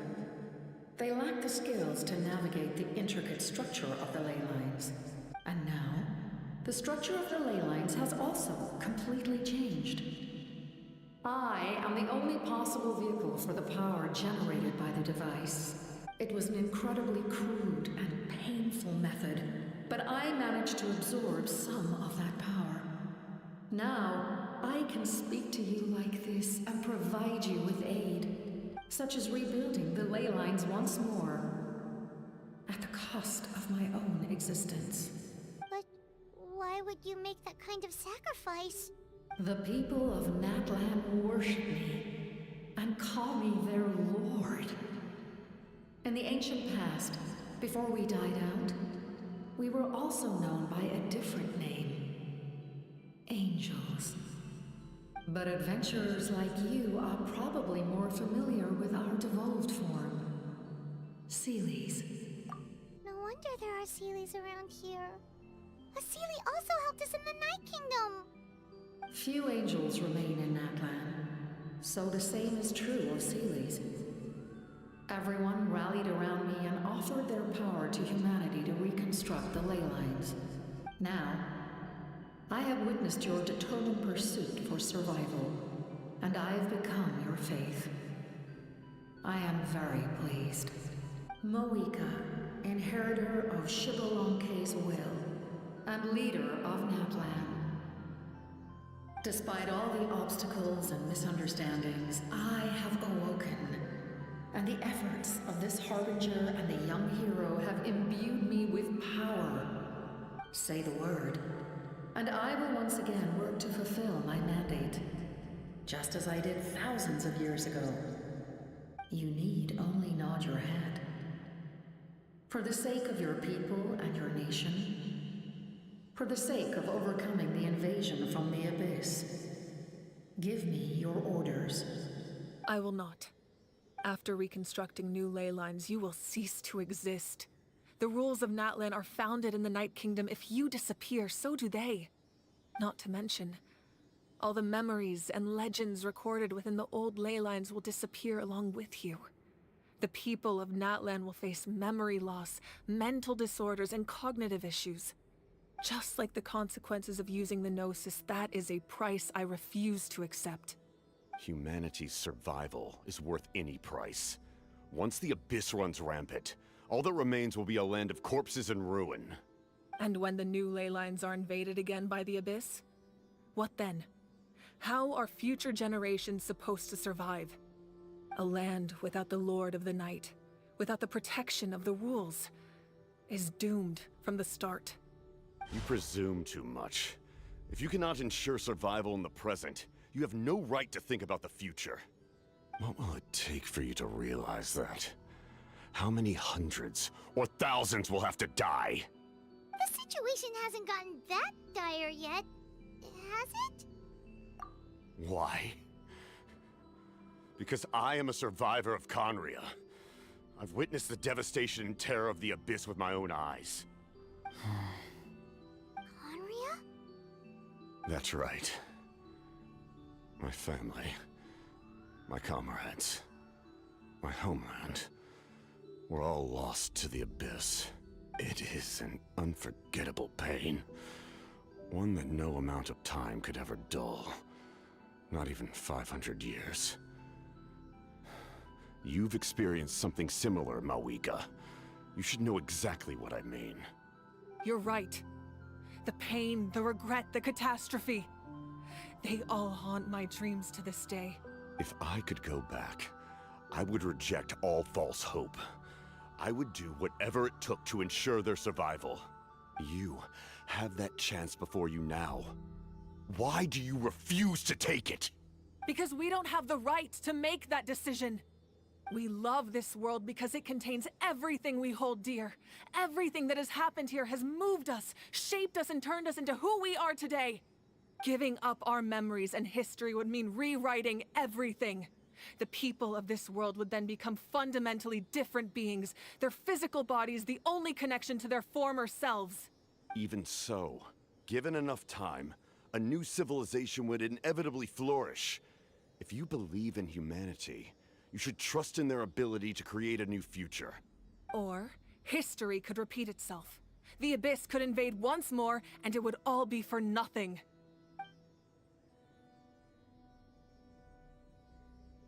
Can I say something? I once carried the hopes of many people, and I was also desperate to save our nation. In the captain's plan, I saw a chance to ensure our survival.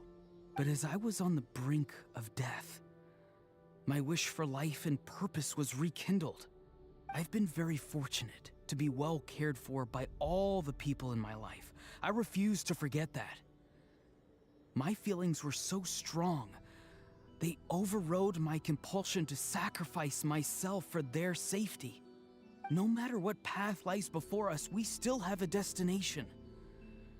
If we lose our way now, we will lose the meaning of our existence. That's right. Natlan's heroes gave their lives so we could have this chance against the Abyss. Their sacrifices are our blessings. Not only are their deeds and spirits exceptionally meaningful, they may also well be our path to victory. I don't want to give up just yet. Yeah, we're just one hero short. The power from the device will allow me to remain awake for some time. I stand at the ready should you change your mind. Even if you fail, you need only send someone my way. My offer still stands. Humanity is truly remarkable. Even the gods in the heavens hold you to be special. Even now, you stand before me, dazzling like the sun. You must have a profound connection to this land since you're so determined to save it. But what are you really trying to protect? The land or its people? Pretty sure he wants to hear what you have to say, Traveler. Fine. I suppose we can wait. Now that Auroron has inherited the memories of his forebearer, there's only one hero left. Your plan does have the potential to generate the best outcome. In the meantime, you shall have the aid of all the Fatui under my command. Thank you. Having such a powerful harbinger on my side is a big advantage. I know we may never completely see eye to eye on what it means to protect life, but for now, I'm willing to fight by your side.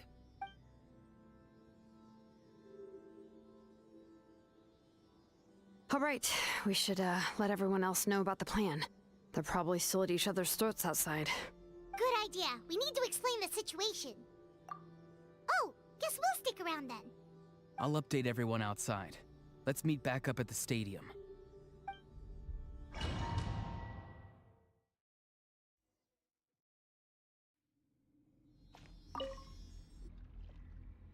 You come to me with many questions, and you should be rewarded for your bravery. Ask, and you shall have the knowledge you seek. They do not like being mentioned by name by any living being, be it an ordinary human or one of the seven. They prefer to remain in the shadows as shades. The one you wish to know about? I call her the Ruler of Death. She helped Natlan establish the rules. It was also under her guidance that I created the Night Kingdom. It was an expression of love, as well as an act of reparation. She was seen as having significantly overstepped her authorities as a shade, which quite displeased the almighty heavenly principles. She succumbed to self-pity as a result, and no longer cared if others discussed her identity. Even so, Her existence remains unknown to all but a select few. Self-pity? Please don't tell anyone I used that word. I'm just trying to speak plainly to conserve energy. You come to me with many questions. And you should be... I'm not familiar with that concept. The device is capable of weaving and creating ley lines, you say? Even I cannot create something from nothing. I can only reconstruct the ley lines by reassembling the yet intact components into a new structure. If that power were available to the people of Natlan, they might have a new option against the Abyss. You come to me with many questions. Phlogiston is Teyvat's primordial form of energy. The heavenly principles used phlogiston as a basis for the creation of elemental energy, to develop a power to better counter the Abyss. Have you heard of the concepts of the light realm and the human realm? That explanation might take too long. Light refracts into 7 different colors, which we collectively refer to as a rainbow. Elemental energy is a similar concept. It's essentially the modern counterpart of phlogiston. You come to me with many questions. Ah, yes. The artisan from the Children of Echoes has yet to mention the matter to me. Probably because the young girl from the Masters of the Nightwind is absent. No matter. I'll reach out in a dream and tell them what needs to be done. Young girl? What? Did I say something wrong? You come to me with many questions.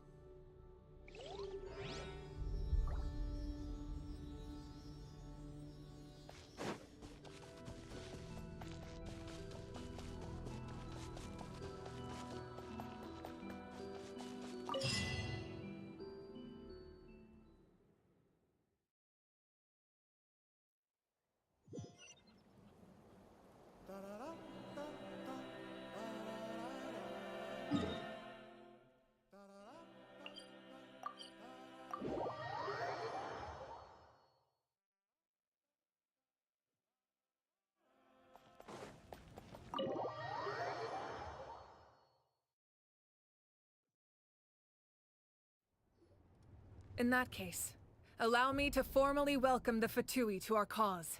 We now face a common enemy. It's time to put our differences behind us and look to the future. As for Auroron, his actions may have been out of line, but I don't intend to punish him right now. I'd rather give him a chance to prove himself. A magnanimous decision. We're back! Whoa, seeing the two of you chatting like this, Paimon almost feels like she's dreaming. This may be an unexpected outcome, but a favorable one nonetheless. Now that we're all here, I have some questions of my own. Tell me, how did you discover the source mechanism? We weren't getting any closer to obtaining the Gnosis, so I had my men scour Natlan for a different option. Auroron helped as well. We tracked down 3 scholars, Aberawa, Bosamtwe, and Kushtal, and combined the results of their research to locate this ancient device. I've never heard those names before. Seems like my own investigation failed to locate some critical personnel. I'm just not sure how I missed them. Strange. Perhaps they simply live in seclusion. In any case, their results speak for themselves. That's true. Now we have another option at our disposal. Compared to using the Gnosis, our current plan will buy us some time. And if all else fails, we still have this plan as a last resort. Even though executing it will come at a heavy cost. But that means making everyone forget their past! We should definitely try to avoid it if we can. Oh, actually, speaking of the Gnosis, how did you know what it could do? That story begins with the Cataclysm 500 years ago. I failed to save Conria from the rampage of the Abyss. When the situation became unsalvageable, I fled to Natlan with the remainder of my platoon, only to find that Natlan had fallen victim to the same tragedy. I defended this land for quite some time, and, in the process, met the chief of the Masters of the Nightwind, Aizu. I'm sure many people viewed Conria as the cause of the tragedy. But Aizu was kind to me all the same, and even helped me in my time of need. From that moment, I made it my mission to aid Natlan. In battle, a warrior fights to win. Even though my homeland was lost, I was already committed to this fight. Together, Aizu and I fought many battles and overcame countless hardships. However, he was unable to escape his fate, and in his final moments, told me the secret of the Gnosis. So it was him. He recommended using the Gnosis on several occasions, even before the tragedy. But I turned him down each time. You knew him, and you fought for Natlan all those years ago. Why don't I recognize you? It must be the mask. Even without the mask, my past appearance is long gone. Even with the curse of immortality, the flesh still rots. Wait, do you know someone named Dainsleif? That problem doesn't seem quite so extreme for him. You've met him already? Yeah, a bunch of times. Sounds like you know him too. During the Age of Conria, all I knew was his name. The last time I saw him in person, he was traveling with the princess. He carries a degree of pain and hatred that far surpasses my own. Yes, you're the brother of the princess. Given the role I held in Conria, I would prefer not to harm you. Although, this is likely a self-imposed burden. If the princess saw me now, I doubt she would even recognize me. As for your question, I don't know how Dane managed to slow the deterioration of his body. My appearance is much changed, and that's not the only thing. Even my physical strength is a shadow of what it once was. I would have never known. During our battle, it felt like I was fighting against the pinnacle of human strength. And I still lost. I deserve no praise for that outcome. Still, it's a shame we never faced off 500 years ago. You could have seen what I was truly capable of. I agree. Had we fought then, I'd also have been more motivated to go all out. So, all that commotion back at the stadium, and you're saying neither of you were using your full strength? I'd say we're evenly matched. If we face off again, victory will come down to who wants it more. I imagine you held back since there were spectators around that could have gotten hurt. But capitalizing on that situation would have only led to a hollow victory. It would have been no different than taking hostages. My goal was the Gnosis, and I failed to obtain it. That means I lost, plain and simple. Her Majesty the Tsaritsa allows every Harbinger the freedom to pursue the meaning of their existence. When the time comes, that freedom can take precedence over her orders. That's why our methods can be so radically different, despite sharing the same goal and the same sovereign. I needed the Gnosis because I came here to save Natlan. That was my primary motive. Once Natlan is saved, if the Gnosis still remained in my possession, I could bring it back to Snezhnaya. My decision regarding the Gnosis will not change. So let's focus on the Abyss for now. Right! What happens when all 6 heroes are together? We will unleash a great power that can be used to thwart the Abyss. But only once. It's a power that Xbalanque gained from Renova. Renova is a god whose existence predates any Archon. You can think of her like an emissary of the heavenly principles. She controls the power of death. Wait, is that why you have the Ode of Resurrection? Yes. Renova also orchestrated Natlan's rules. As for the Divine Throne, like I said before, when a human ascends to the Divine Throne, their inner flame will awaken. The size of the flame depends on the person's potential. The same principle applies to the ruler of Death's power, with one notable distinction. The amount of power inherited will not change depending on your ability to tolerate it. In other words, it's a kind of power that not everyone can withstand. But if you survive the trial, you will gain unprecedented strength, and the ability to harness powers more formidable than any Archon. That still sounds really risky. We cannot walk this path without accepting risk. Mualani charged into the Night Kingdom despite the abyssal contamination. Auroron fought back from the brink of death. In the face of their bravery, I must respond in kind. That is my duty. Spoken like a true leader. All right, that's enough for one day. You should head back and get some rest. I'm sure you're exhausted. The Abyss will likely sense the change in Auroron. It's possible the frequency of the attacks will increase. There are many challenges to come, so we need to be prepared. When you put it that way, Paimon feels even more exhausted. All right, let's head back.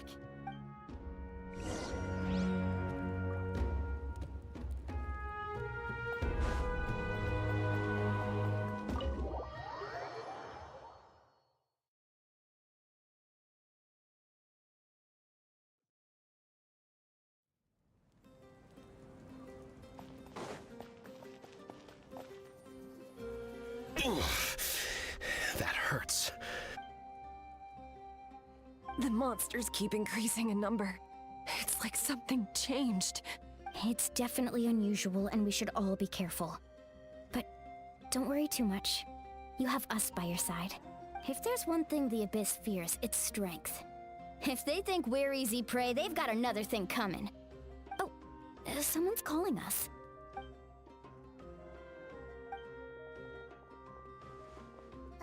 Something wrong, Traveler?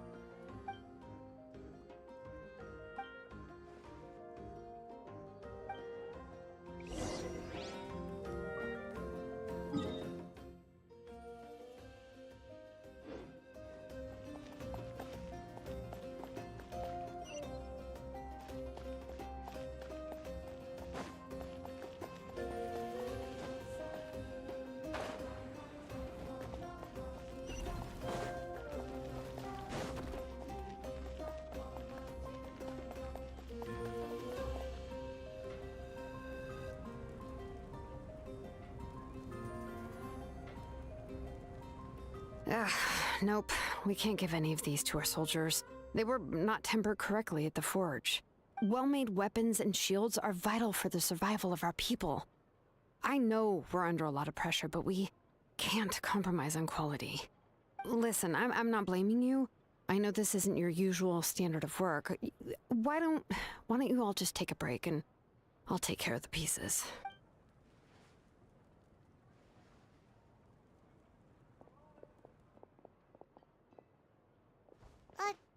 Hey, Xilonen?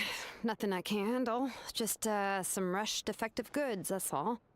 Even the most skilled craftsmen make mistakes under pressure, and if you two want to avoid the same fate, you should really get some rest. You must be exhausted too. Don't worry. I like it that way.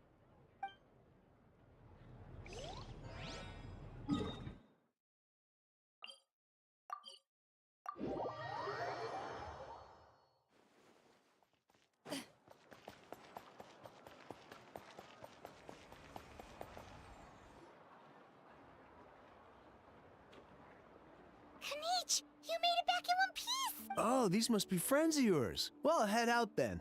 See you later.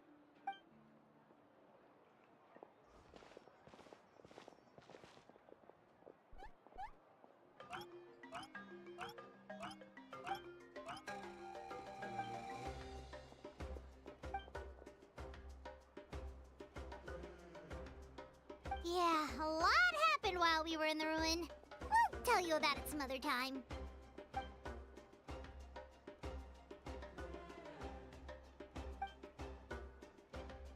We won't keep you then. Let's talk later.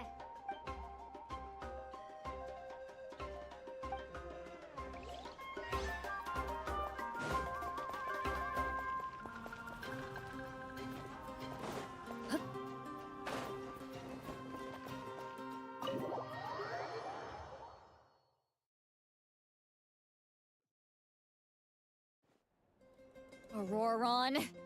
Granny? What's wrong, Granny? It looks like you have something to say. You know exactly what you did. You need some sense knocked into you, that's what I think. Now Where do I even begin? I'm sorry. Now that you have nowhere to run, that's when you apologize? You couldn't wait to run off last time, and the time before that. Pretty sure I apologized those times too. What exactly were you thinking? Being a wanted criminal is one thing, but then you also tried to pull off that whole thing in the ancient ruin. I'm not the one who needs an apology. Apologize to yourself for risking your life. Okay. I'm sorry. I don't have anything to say for myself, Granny. Yell at me all you want. I know I messed up. You better be sincere. This is an incredibly serious matter.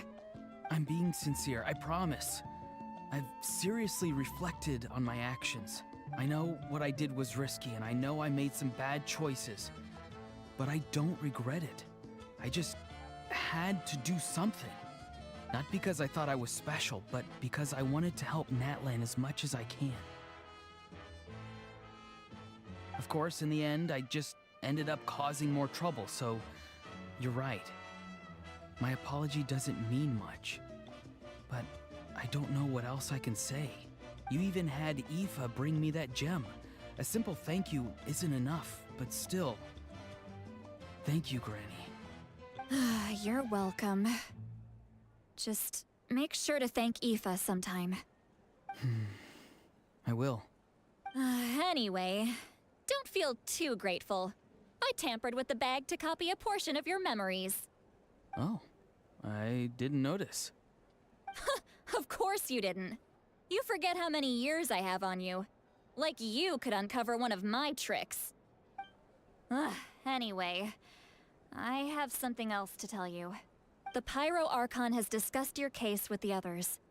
Many of your actions violated the rules of Natlan, and you should understand you'll have to take responsibility for that. I understand. But your efforts weren't entirely meaningless in the end.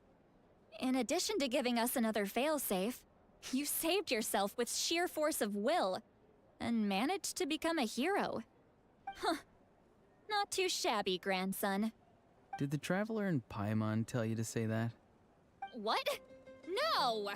I said that because I mean it! I can't believe you're complimenting me at a time like this. You normally let your fists do the talking. You're not off the hook just yet. I told the Traveler I was going to break your legs, and I meant every part of it. Could you not? I still need them to walk.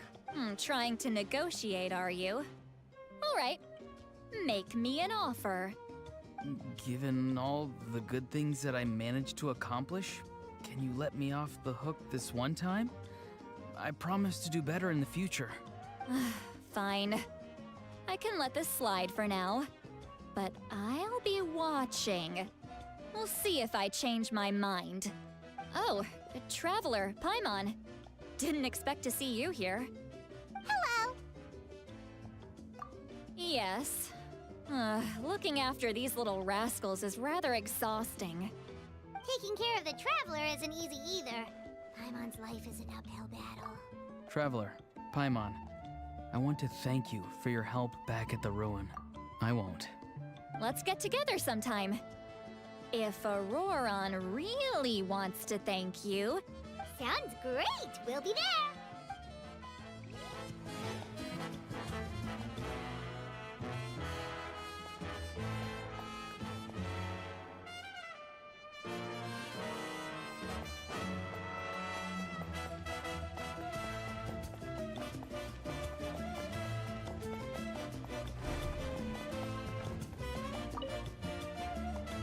If you're done for the day, we should get some rest. Paimon has a feeling we'll need it for tomorrow. Alright, let's take care of that.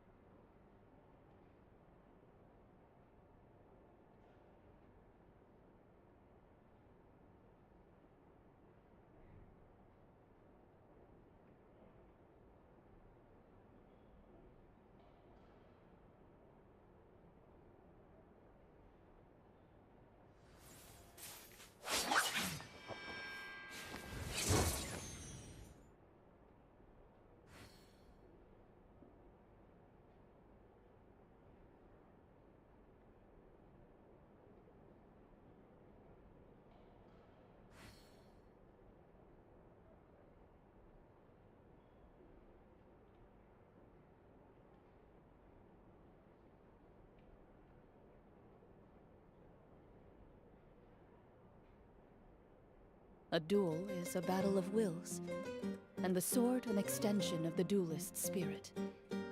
If your heart recoils in fear, then your sword may as well be in its scabbard.